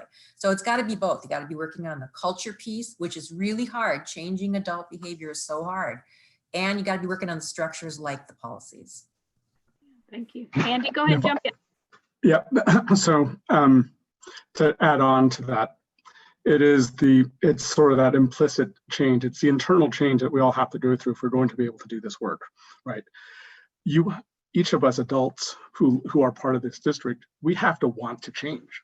We have to want to see differently so that we can look at these policies differently. I can look at a policy and not see something that perhaps Ms. Salahuddin could see or Ms. Tejada might see. I might miss something, but the thing is, we have to be able to want to change so that I can learn how to see how that policy might impact a particular type of student. And it really is about a mindset shift. And as I was sharing in one of our breakouts, it's not only do you have to want to change, but the reality is, oh gosh, I'm losing my train of thought. Sorry, guys. But the fact is, we have to be able to want to look in the mirror and see the things about ourselves that we don't like. And none of us really want to do that. But if we're going to change as a district, to have this equity focus and to really take care of each student demographic, we have to do that. I know I'm going to miss stuff, and I know I'm going to mess stuff up, but that's the beautiful thing. We're a team here, and some of us can help fill in that other gap and help me see that. So that's, if we're going to be effective, that's what we're going to each need to do. Yeah, I appreciate that, Andy. I think this next question that really speaks volumes, because I heard you say we have to look at ourselves first. And I think that's really important, is being reflective and recognizing our role. And so I just want to, really, again, acknowledge the board for this transparent process and the ability to say, hey, we know we have work to do. And I know Terry talked about policies. And so just going a little deeper into being reflective, the question we talked a little bit earlier and discussed about institutional racism. And we know that when the data shows there are historically some groups based on ethnicity and in particular African-American, Latinx students who where you see institutional racism, meaning practices that have been in place, and somehow it still shows that we're perpetuating what we call the achievement gap, obviously disproportionate discipline for kids who've been expelled or suspended more than others. And I heard you say you've had policy changes around expulsions and suspensions, but maybe you can speak a little bit more deeply about, as you reflected as a board in particular and as district leadership, what are some of those policies that have addressed the issue of institutional racism? And obviously we're on a journey, so there may be some things you're thinking of moving forward to address those issues. So I want to open that to the board and superintendent.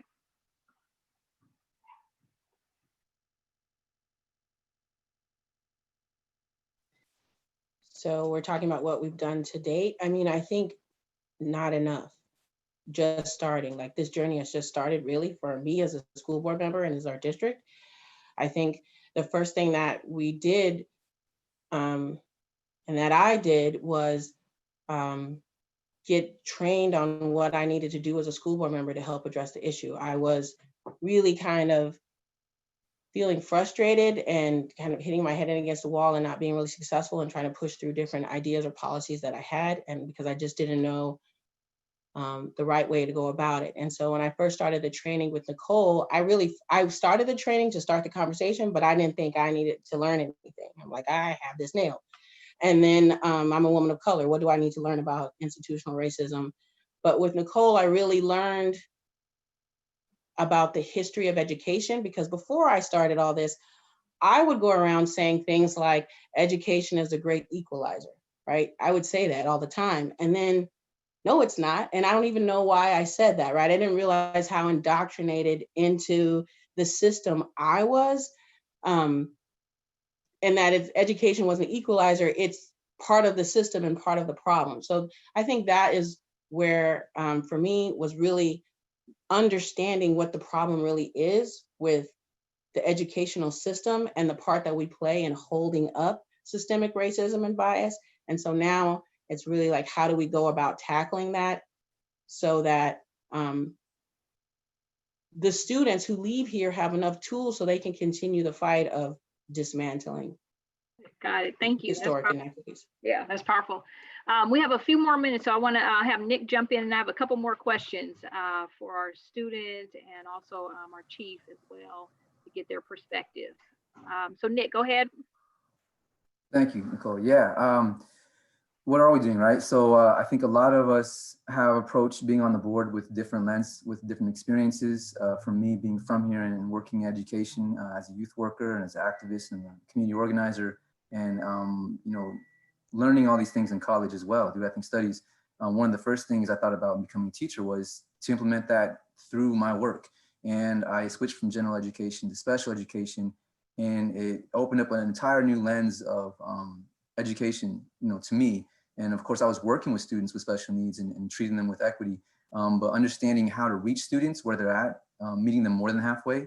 It takes a lot of it. It takes a lot from a lot of us, and we need to always, not just keep expanding what we're doing and learning, but including people. Not just, it's not just being at the table; it's who you bring to the table. So, like this meeting tonight, having the diversity of our district, here represented, and understanding who is not here today, is telling us how much further we need to go. But in terms of ethnic studies, for example, it's one of the things obviously a lot of people are pushing, and I've been promoting since literally, first meeting or two, been on board.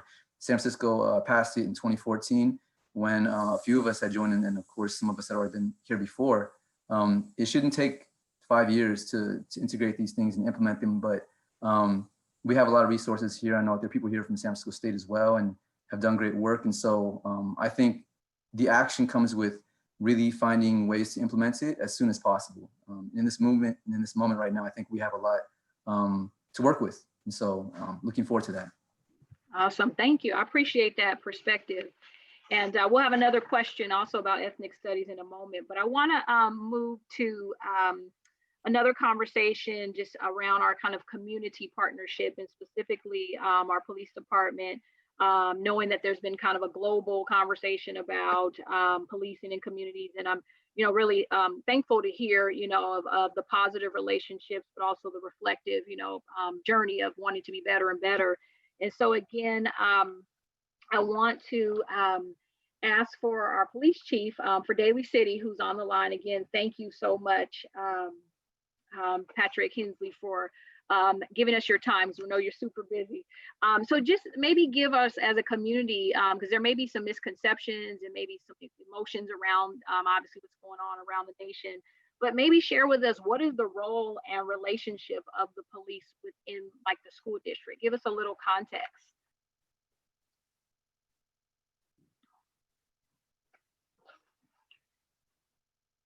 The fact that I'm born and raised here and went to high school here. So I've got the perspective of actually being a high school student here, although I'm much older than most of the people that are probably on this call. Then the second I'll talk about is from the police chief perspective. But so the first one, I was at Westmore High School, and I recall way back in the 80s, we actually had no school resource officers. I don't remember school resource officers. I do remember a lot of violence on campus.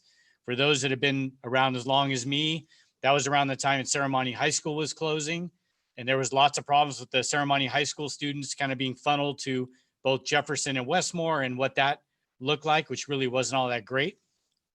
And I remember my impression of police officers back then, even though I thought I wanted to be one, was the only time I ever saw a police officer on campus was when there was a problem. It was when there was a fight at school or something bad had happened. But as a student, we all knew when the police showed up at the school, it's bad. It's not good. Fast forward that now to 26 years of doing this job. I can tell you many, many, many great experiences, both from being present with school resource officers when we used to have a robust school resource officer program. Even today, I've only got one, and Officer Randy Ortiz is on this call and listening. I think there's a lot of value to having school resource officers on the campus. I think they bridge the gap between the youth in our community and the police department. And I think that's what we serve as. We kind of serve as that bridge in between. And what I don't want is our kids growing up and thinking that the only time they see the police is during the bad times. I want them to look at police officers as mentors, as friends, as co-educators, and then worst case scenario, there for when something goes bad. I don't think, being as I only have one officer working for 3 high schools, I don't think my officer gets involved in discipline very often. In fact, I would argue he doesn't get involved in it hardly at all, unless he's specifically requested to do so. So I think his role there, and I think he would tell you the same thing, is more that mentoring, in some respects, being the counselor for a student who's struggling and doesn't really doesn't really know what to do for what's going on at home, or bullying that's going on at school. He gets involved in a lot of those type situations, and I think there's a whole lot of value to that. I'm very disappointed to hear of school districts separating with police officers. I just think that's a very, very much a lost opportunity that'll take a long, long time to get back, to get that relationship building back. Thank you so much, Chief Hensley. We appreciate that perspective and helping the community kind of understand the relationship. I think as we're all familiar with, there is a conversation about defunding police and kind of, removing them from spaces. We've heard it from different districts nearby and around the nation. And so that context helps to understand the relationship and role. But also it sounds like there's still that reflection about we want to continue to build that relationship so that kids see officers not just in the negative moments, right? But that you see them in the positive moments in those relationships with us. So I really appreciate that perspective. And just clarifying that there's kind of a separate entity, but obviously the school district has a relationship with the police But the funding is actually kind of a separate process because it sounds like you just have your one SRO in the schools. Can I interrupt for one more point? Yeah, 'Cause I please see do. some of the comments about it. Please do. The school district does not pay for my police officer to be there. Right. That's a decision that I make as a police chief. And if I could pay for more officers to be in the schools, I would do it. But there is no cost to the school districts for my officers being there. Yeah. Thank you for clarifying that. We're going to do this. We are going to kind of end our panel discussion with a poll that actually kind of gives some perspective around how we may feel about the community, how the community may feel about just the concept of policing in the community, but also in the schools. And that last statement from Chief Hensley should give a little context about the funding, but from a community standpoint, because obviously our families and community not only go to the schools, but also interact throughout the community. So there's a poll that will be put up just to ask some insight, because we don't have time for discussion around it. But there's a couple of different things that we want to get feedback on around just, poll number 3, sorry. Sorry, we're going to take the poll down. We're on 2 different polls. So poll number 3. Thank you. So just giving, although the school district doesn't directly fund the police, we do want to just get some insight, and this may be good data for several of our law enforcement colleagues on the line, just to kind of hear how the community feels, because even with that, I think there's always, what I appreciate about the police department is they're continuously having these listening sessions and engaging with the community to hear. And so it's always nice to get insight just on the feelings of, do we continue to have that? Does the community continually fully fund police? And then kind of redefine the roles. And so I think this is important to think about. We talk about, obviously, the police departments in your particular region are all very similar in geographic. So sometimes people in one community overlap with another community. So this is really helpful as well. You know, is there a concern about defunding and just completely removing the presence of police in schools? And so that's something that people have felt about, but obviously different perspectives. And then the last is just about diverting some funds, maybe redirecting some funds to programs that really support more social programs in the community, obviously enrichment. When we say effective police reform, I think continuous professional learning as we conduct in schools, there's obviously ongoing learning. So just want to get your perspective. We'll give you about 30 more seconds to give your input. And then we're going to end with our student panelist, Joe, to give us just some insight. And then we're going to open up for public comments before we close out today, because we want to hear some more voices. We appreciate the chats, but we want to hear. Actually, if we could go right from this, if we could just go to the public comment, that'd be great. Like, yeah, right after this. Okay, we didn't, but I would really want to hear our student. Did he jump off? No, he's here. I'll do whatever you guys want. Okay. Yeah, I think the voice of students is really important. And I just want to make sure we had an opportunity to hear him share out his perspective. So just, I wouldn't feel right as a moderator without having our student voice be heard. Oh yeah, no, sure. It's all about our kids, right? Yeah, I would. Yeah, next time, I mean, to me, it's like, it would be nice to have more. We didn't do a good job of getting more students on the call, so we definitely should have another call that's reflective. Absolutely, yeah. When we end, we'll talk about the future forums that absolutely are important. So as we in the poll, I'm gonna ask that Joe, as a student representative, I know you don't for every single kid. There's a lot of pressure to say that, but I do want to make sure we hear your perspective on the work that your district is doing, the focus on educational equity, obviously trying to interrupt the concepts like institutional racism. Just want to hear your thoughts as we close out the panel discussion.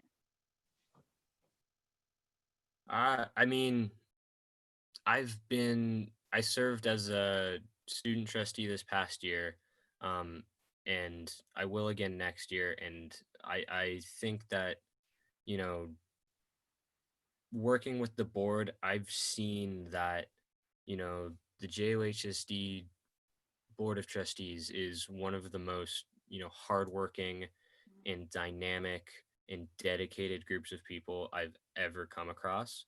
And they're just accepting and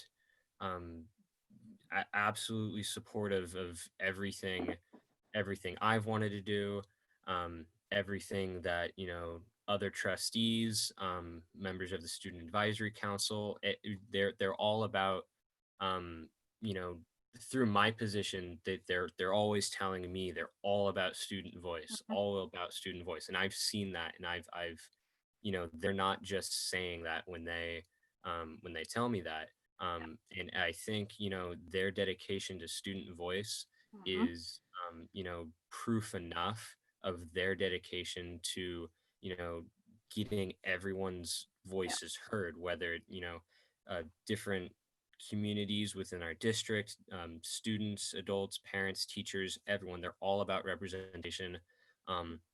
And, you know, the district, you know, the board is always just trying to make everything better. They're always looking at where they're at and they're saying, how can we take this and make it better?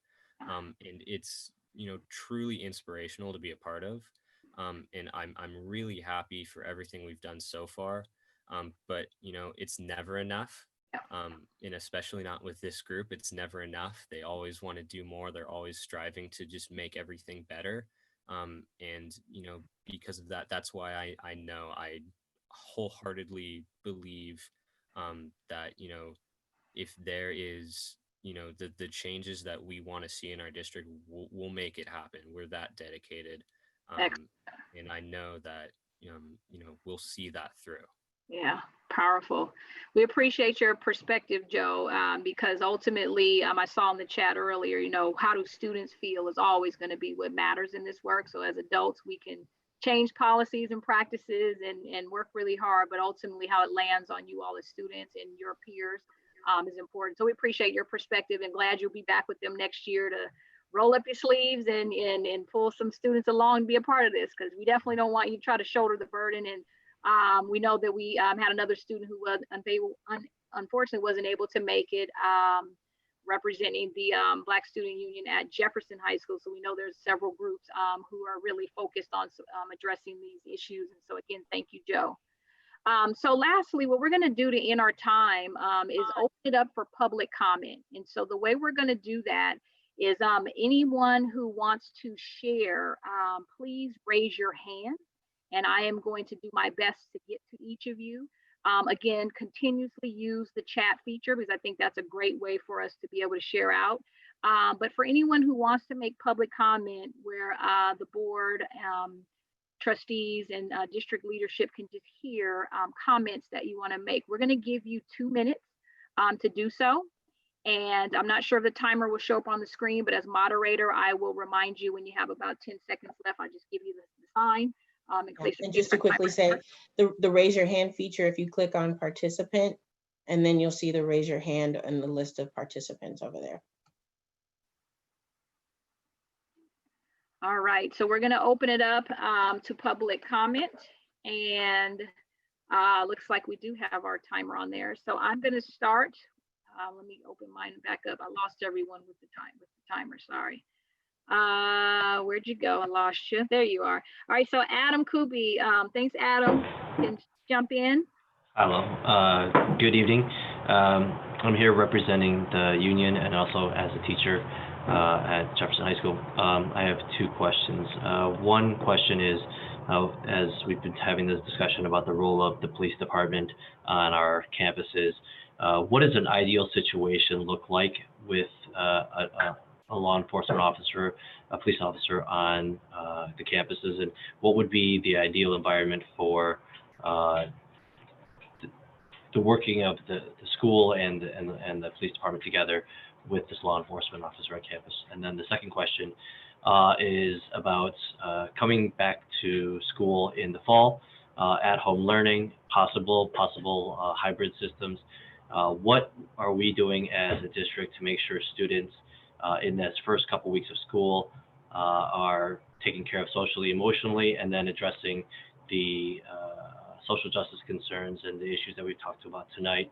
What are we doing as a district to make sure that the schools are prepared to address those issues with our students, with our staffs, with the parents and families? All right, thanks, Adam. We appreciate that comment and we're taking notes. I've got a couple of questions from you, so we want to make sure we have that. Thank you, Adam. Our next public comment, Tammy Lawrence.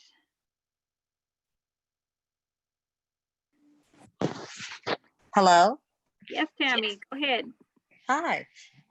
Yes, I would pose this question to the police department.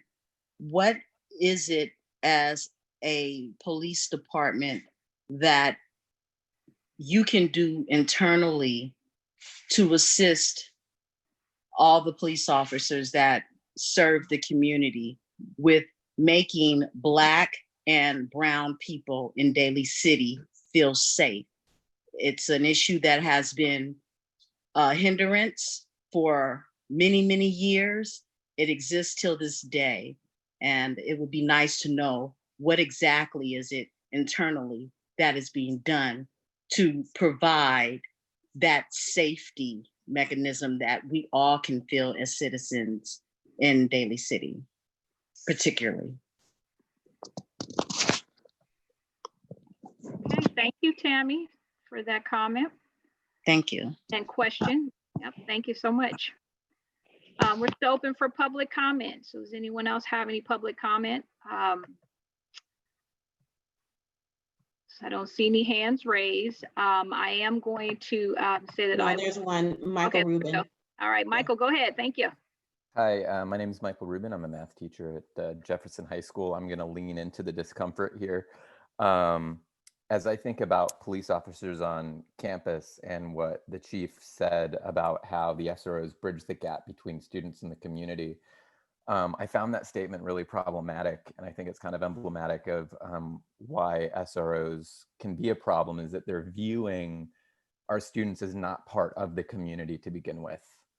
I don't think we need cops to have students to be part of their own communities. And I think it's emblematic of how we're not treating students as part of our communities. We need them there to it feels like this idea behind that statement is that we want to assimilate students into the community as opposed to recognizing that they're already part of that community. So when I made my comment earlier in the chat, that's what I was kind of referring to. And I think that that is definitely based on race and racist ideas. So thank you.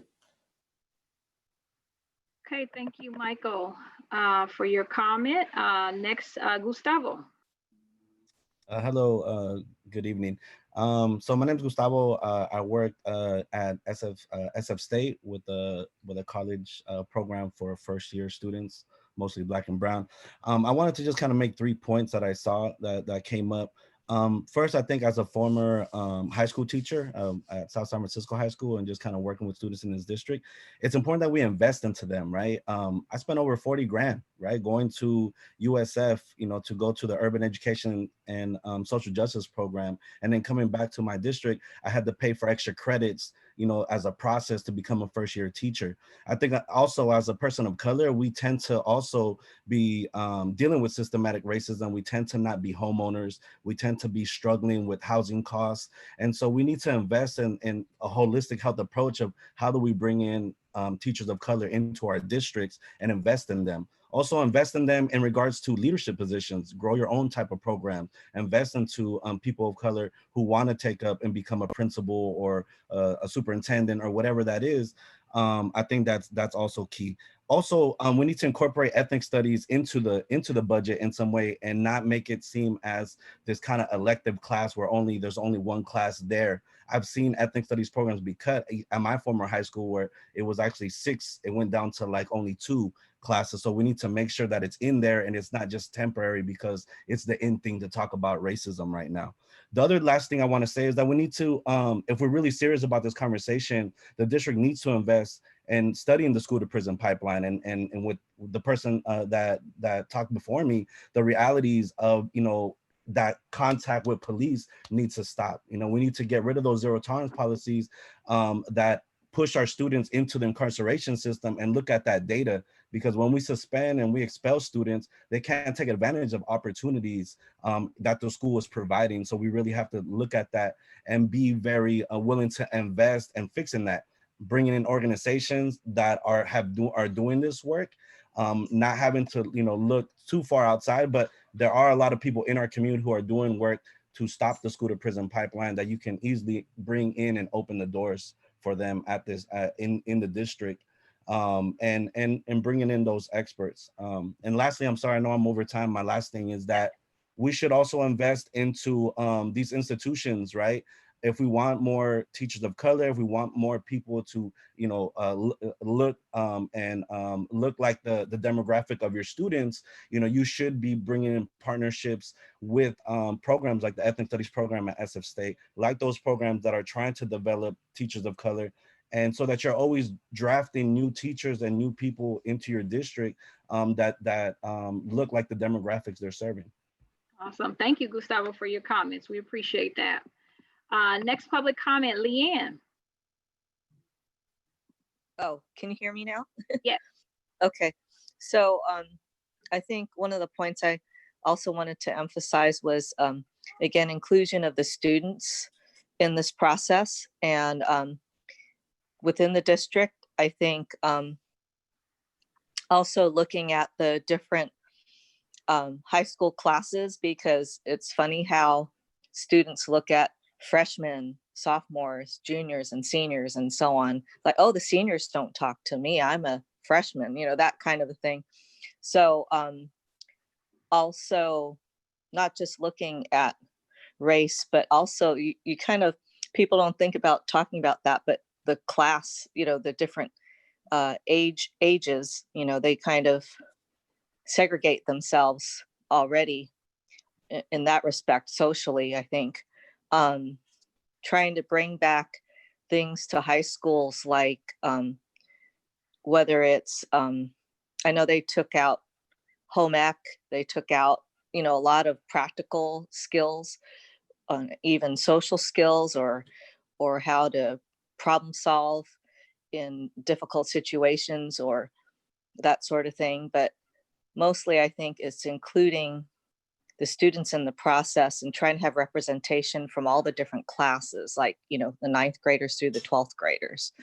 I think it's really important because they're all in different stages of maturity, and also including the students in as much diversity in the participation, but also those that might be able to lead and encourage their fellow students to also participate actively. So they really need to be invested in it in order to buy into it. Thank you so much. Thank you, Leanne. We appreciate your comments. So last call for public comment. Andrea, go ahead, jump in. Hey there. So my name is Andrea Jordan. I'm a parent in the school district, and I just wanted to make some comments with regards to representation, and basically stating that representation does matter. I think that not only having teachers that are representative of the student body, but also having counselors and, you know, people that are coming in and out of the school that are representative of the students. I think that a lot of times when you think about a culture of a company or a organization, the leaders in those positions really play a huge role in what the students see. What can they achieve? What can they aspire to be? And if you don't see someone that looks like you in leadership, you begin to wonder, can I reach those goals? Can I become that? I think the other thing is what are we doing with the teachers to talk about unconscious bias? I think that there is a lot of unconscious bias, you know, in everyone's daily life. And if we're not teaching our teachers to look within themselves as they are, you know, going about their daily curriculums and teaching, then we're going to have some issues with continuous divides with the communities of color, specifically because when they look at a person, they're seeing their skin and they're assuming or coming up with assumptions that may be untrue because they don't understand the experiences of that child or the family that they're coming from. And so representation, in ensuring that having those conversations with the students often in consistently, I say, would be really important. Also, I think that if there is a way to bring in speakers, I know in colleges they bring in speakers to talk through the things that are happening in the world. There's ways to do that virtually. Just making sure that we're constantly having these conversations and continuing this conversation around what can we do to continue to hopefully bridge the gap and come up with some solutions. Thank you, Andrea. I appreciate that. Your comments and contribution. Thank you. I'm going to ask Fran to jump in. Hi, I am a parent in Pacifica with a sophomore at Terra Nova. I'm sure Davina, who was our facilitator, will share some of my previous comments, but while after our group chat, our outbreak ended, I thought of an idea. I think during this time of COVID, it's almost a perfect time to collaborate with other school districts outside of our own state in order to meet people that are not like us. We no longer have a place where we can meet people outside of our own zip code. And we already have a set group of friends going from school to school. And I think even in our breakout session, I feel like I was starting to connect with just a few people. We're talking about similar issues. You don't have to just deep dive right into racism. No one just wants to say like, you're racist, you're, and have these like heavy conversations. We do want to have that, but it builds from having a relationship first and having smaller breakout sessions with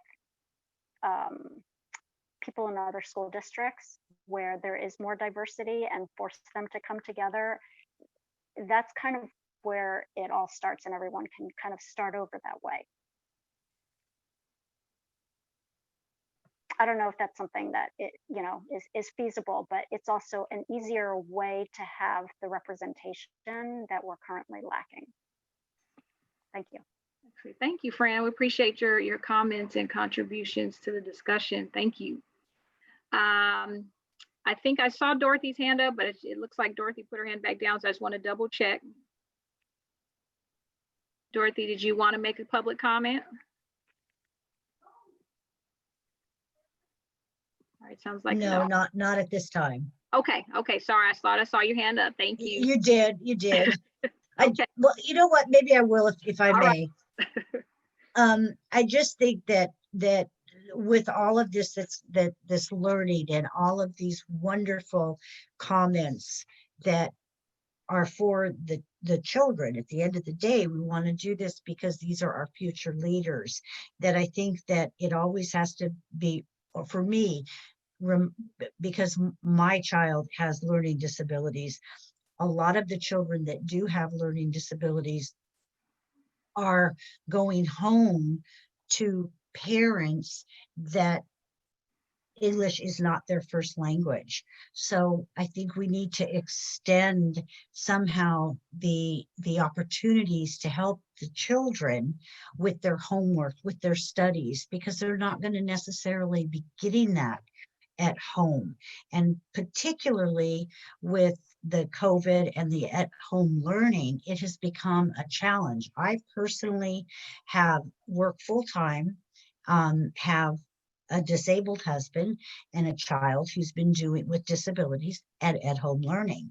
So our day is filled, and when it's time to help with him, it's late and he's already lost focus. So I can only imagine how difficult it is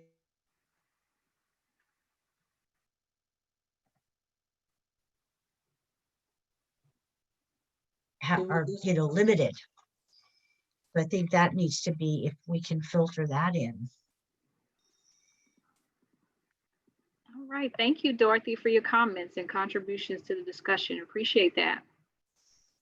So looks like we don't have any other public comments. I don't see any more hands raised. I'll do one last look, make sure I didn't miss anyone. All right. So I just want to thank everyone for their dialogue with the district leaders, with the community, fellow community members, with our leaders of our various police departments in the area. Just want to appreciate you all. There was one last question that we wanted to get input on, because we heard the word ethnic studies come up quite a bit in the public comments. Obviously, several of our board members shared, and so we want to actually allow for you all to take a moment to just weigh in, because I think our school district wants to be very thoughtful about implementing something as impactful as ethnic studies, which I think is transformational, not only for kids of color, but all students, because ultimately it really speaks to the essence of what many of you said, that this is really about, equity is about obviously closing the gap for some, but equity is really about all kids. And so it's not just about test scores. It's not just about, you know, we've taken this class, but that's the whole child. And so that's every kid, regardless of the boxes they mark. So I'm going to ask that the poll be put up. And Denise, I just saw you, so I apologize. I'll see if we'll be able to squeeze you in. But there's a poll on the screen to just get a weigh-in from our community about implementing of ethnic studies. And do you feel like that is, you know, something that you agree should be happening? And obviously, there's the logistics of all that we're not going to get into today, but just want to get a feel about how you feel about the implementation of an ethnic studies program. So we'll just give you a few moments to enter your feedback.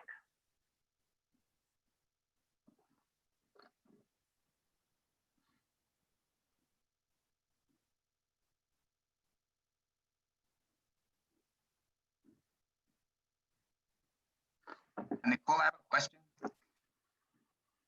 All right, one moment.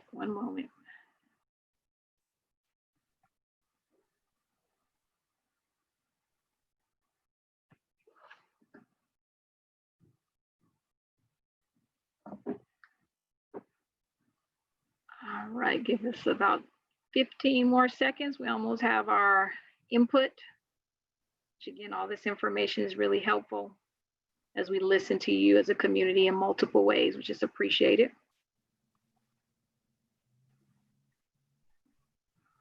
All right.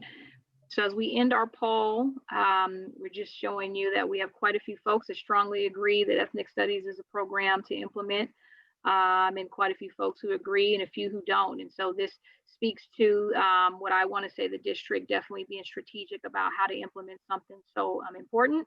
So this feedback is really helpful as the group continues to work to implement something of that nature in collaboration with you.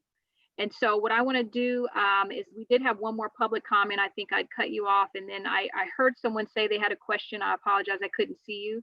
So I'm going to ask Denise to share her perspective as one last public comment. And then the question, I will try to get back to you. I apologize, I didn't see you. So Denise, can you jump in? You have 2 minutes as well. I think we got you on mute, dear. Unmute. There you go. Am I there? Okay.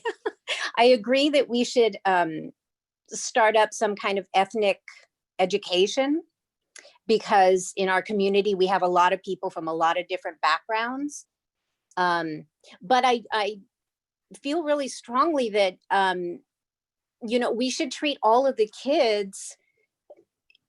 I don't want to leave anybody out, and I don't want to, you know, people to start having a negative feeling towards people that are not brown or ethnic, you know. I don't know, because I just don't really want to do that. I'm a brown person.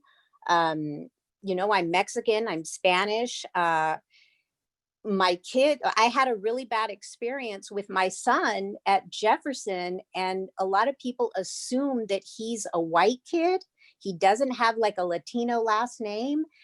He looks different, and we had a really negative experience with him, and the teacher kind of got in on it too. It was like really hard. And I think that happened to him because they assumed that he was a white boy, and I just don't want some of the kids to feel left out, you know, or feel like they're like a bad person.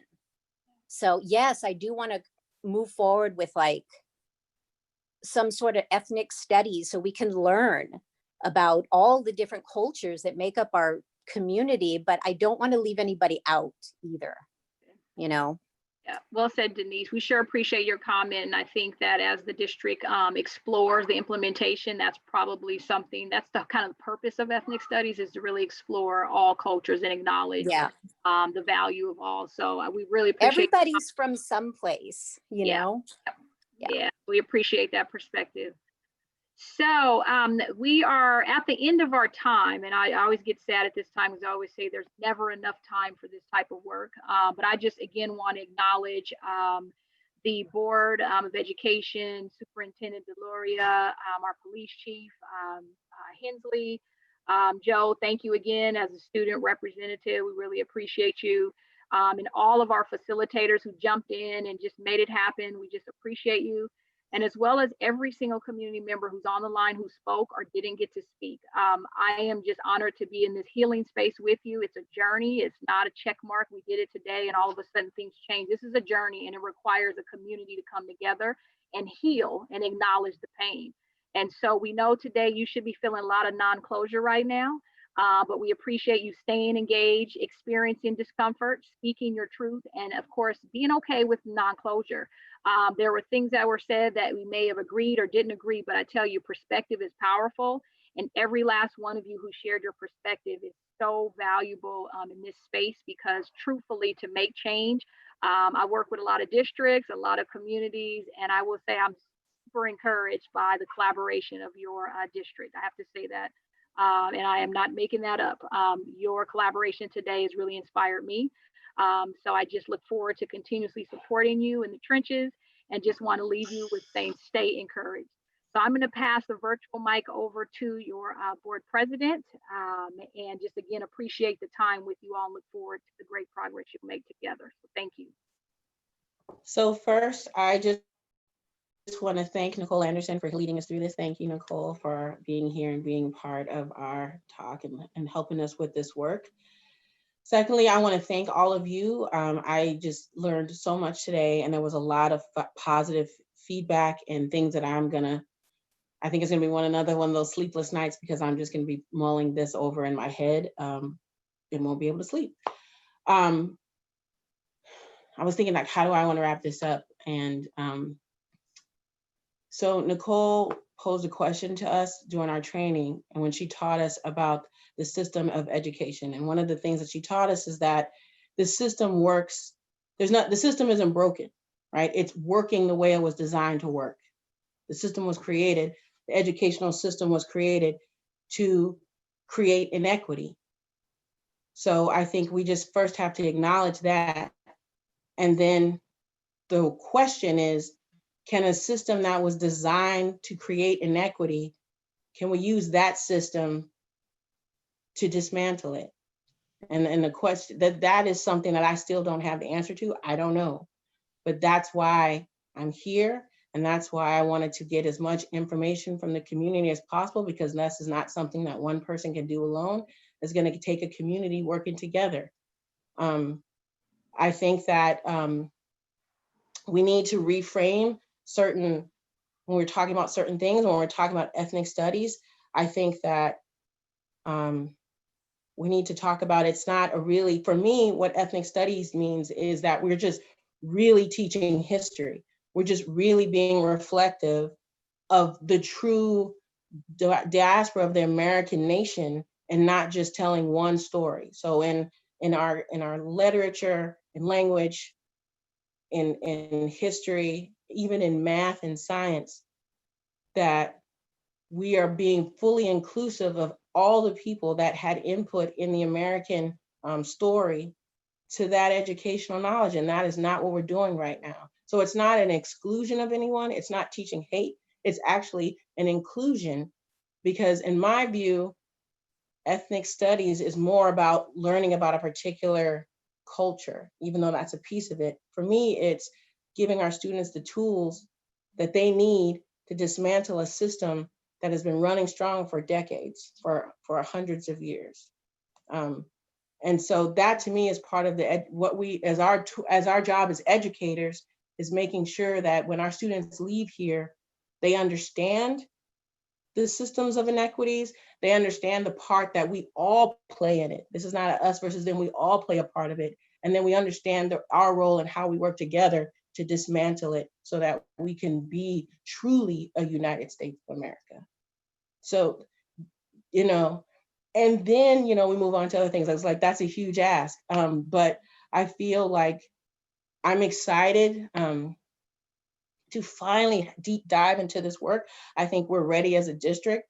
There was a lot of other issues that took place in our district that we needed to heal from. And I feel like the one positive that has come out of the COVID-19 crisis is I think it really showed me who we are as a district and how we can come together to tackle a huge challenge. And so I feel like this is the next challenge that we can all tackle together. And I'm hoping that you all join me. We do have a equity committee with the district. And I would love to see many of you join that committee and continue the feedback and discussion. And this will not be the only meeting like this. I hope this is the first meeting, and we'll continue these meetings too, hopefully with better technical issues, and at some point, hopefully in person. So I just want to express the gratitude from the entire board for all of you taking time out of your busy schedules to be with us here tonight. I also open it up to our superintendent, Dr. Deloria, if she wanted to say anything. No, it is going to take all of us, and the more educated we all become, we increase the number of allies out there who start to challenge the system, that the machine that Kalima's talking about. And I would say that those allies aren't just the adults, it's also the students. Another important reason to make sure that all of our curriculum, all of our instructional materials are very culture responsive to the needs of our students. It isn't just about the ethnic studies. I think we need to have that.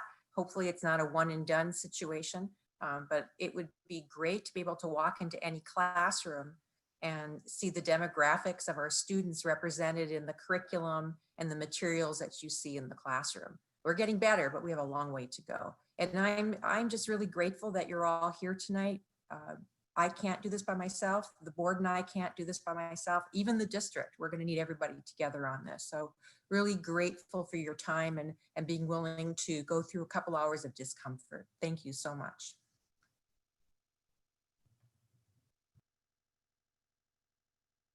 All right. Thank you, everyone. So with that, this is an actual board meeting, so we do have a few really boring board things to do. So I don't know if you want to hang around and watch them. They're going to be super exciting. If not, we'll just give everyone time to leave the meeting now. And again, thank you so much. It has been really an honor to share this space with you. So thank you. Board members, you can't leave.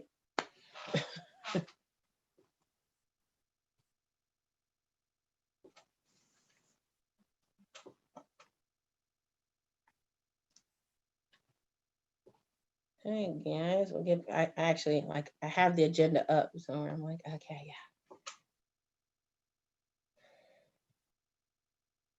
All right, so really quickly, for board members, we have an action item, resolution 2020/2021-1, specifications of election order. Dr. Deloria. So I apologize for the lateness of this resolution. There was kind of a snafu across the entire county. There are a lot of boards doing just as we're doing a last minute approval of this resolution. But as you know, this fall we have an election in November, and we have some board positions that are up. And if we don't approve this resolution, then we can't work with the county to do that election. So I'm really hoping that there's going to be a motion and a second and an approval of this resolution. All right, so unless there's any questions, can I get a motion? So moved. Second. All those in favor say aye. Aye. Any opposed? All right, cool. We can have an election. Yay. So thank you, everyone. It's so crazy that we have to vote on this. You would think like if we don't vote on it, would they not have an election? Like, how does that even work? Consideration of future agenda items.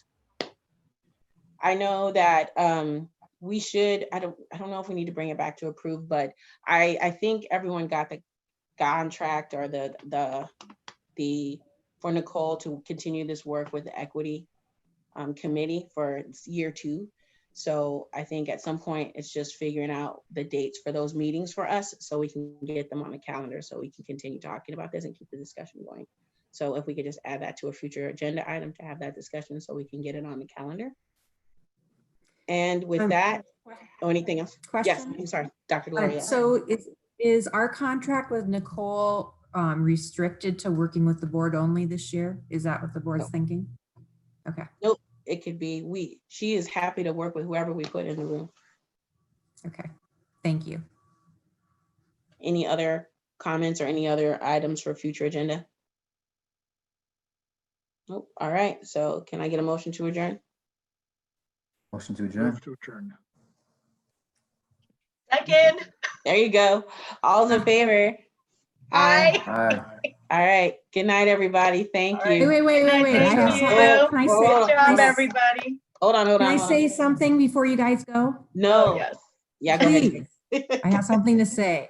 Yes. I accept your apologies from all 5 of you for keeping 2.5 hours past my bedtime last night.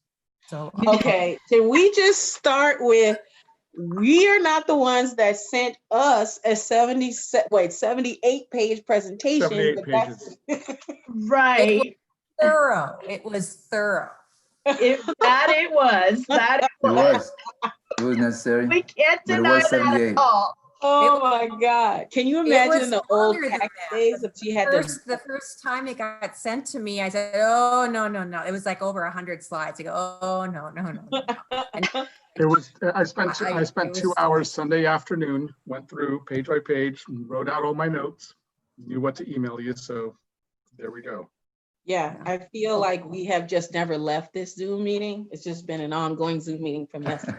Yeah. I know. Weren't you watching me sleep? My camera was on. Oh, is that what was going on? I was falling asleep. Nice. Just No, kidding. thank you. All right, you guys have a nice evening. Good night. It was a great Thanks, board everyone. meeting yesterday, by the way, guys. Thank you. Thanks, Nicole. Bye, everyone. Yes, it was. Bye. Right on. Absolutely. Thank you all. Appreciate you. Bye. Bye, Bryce. Bye, Bryce. Back now. Oh my God.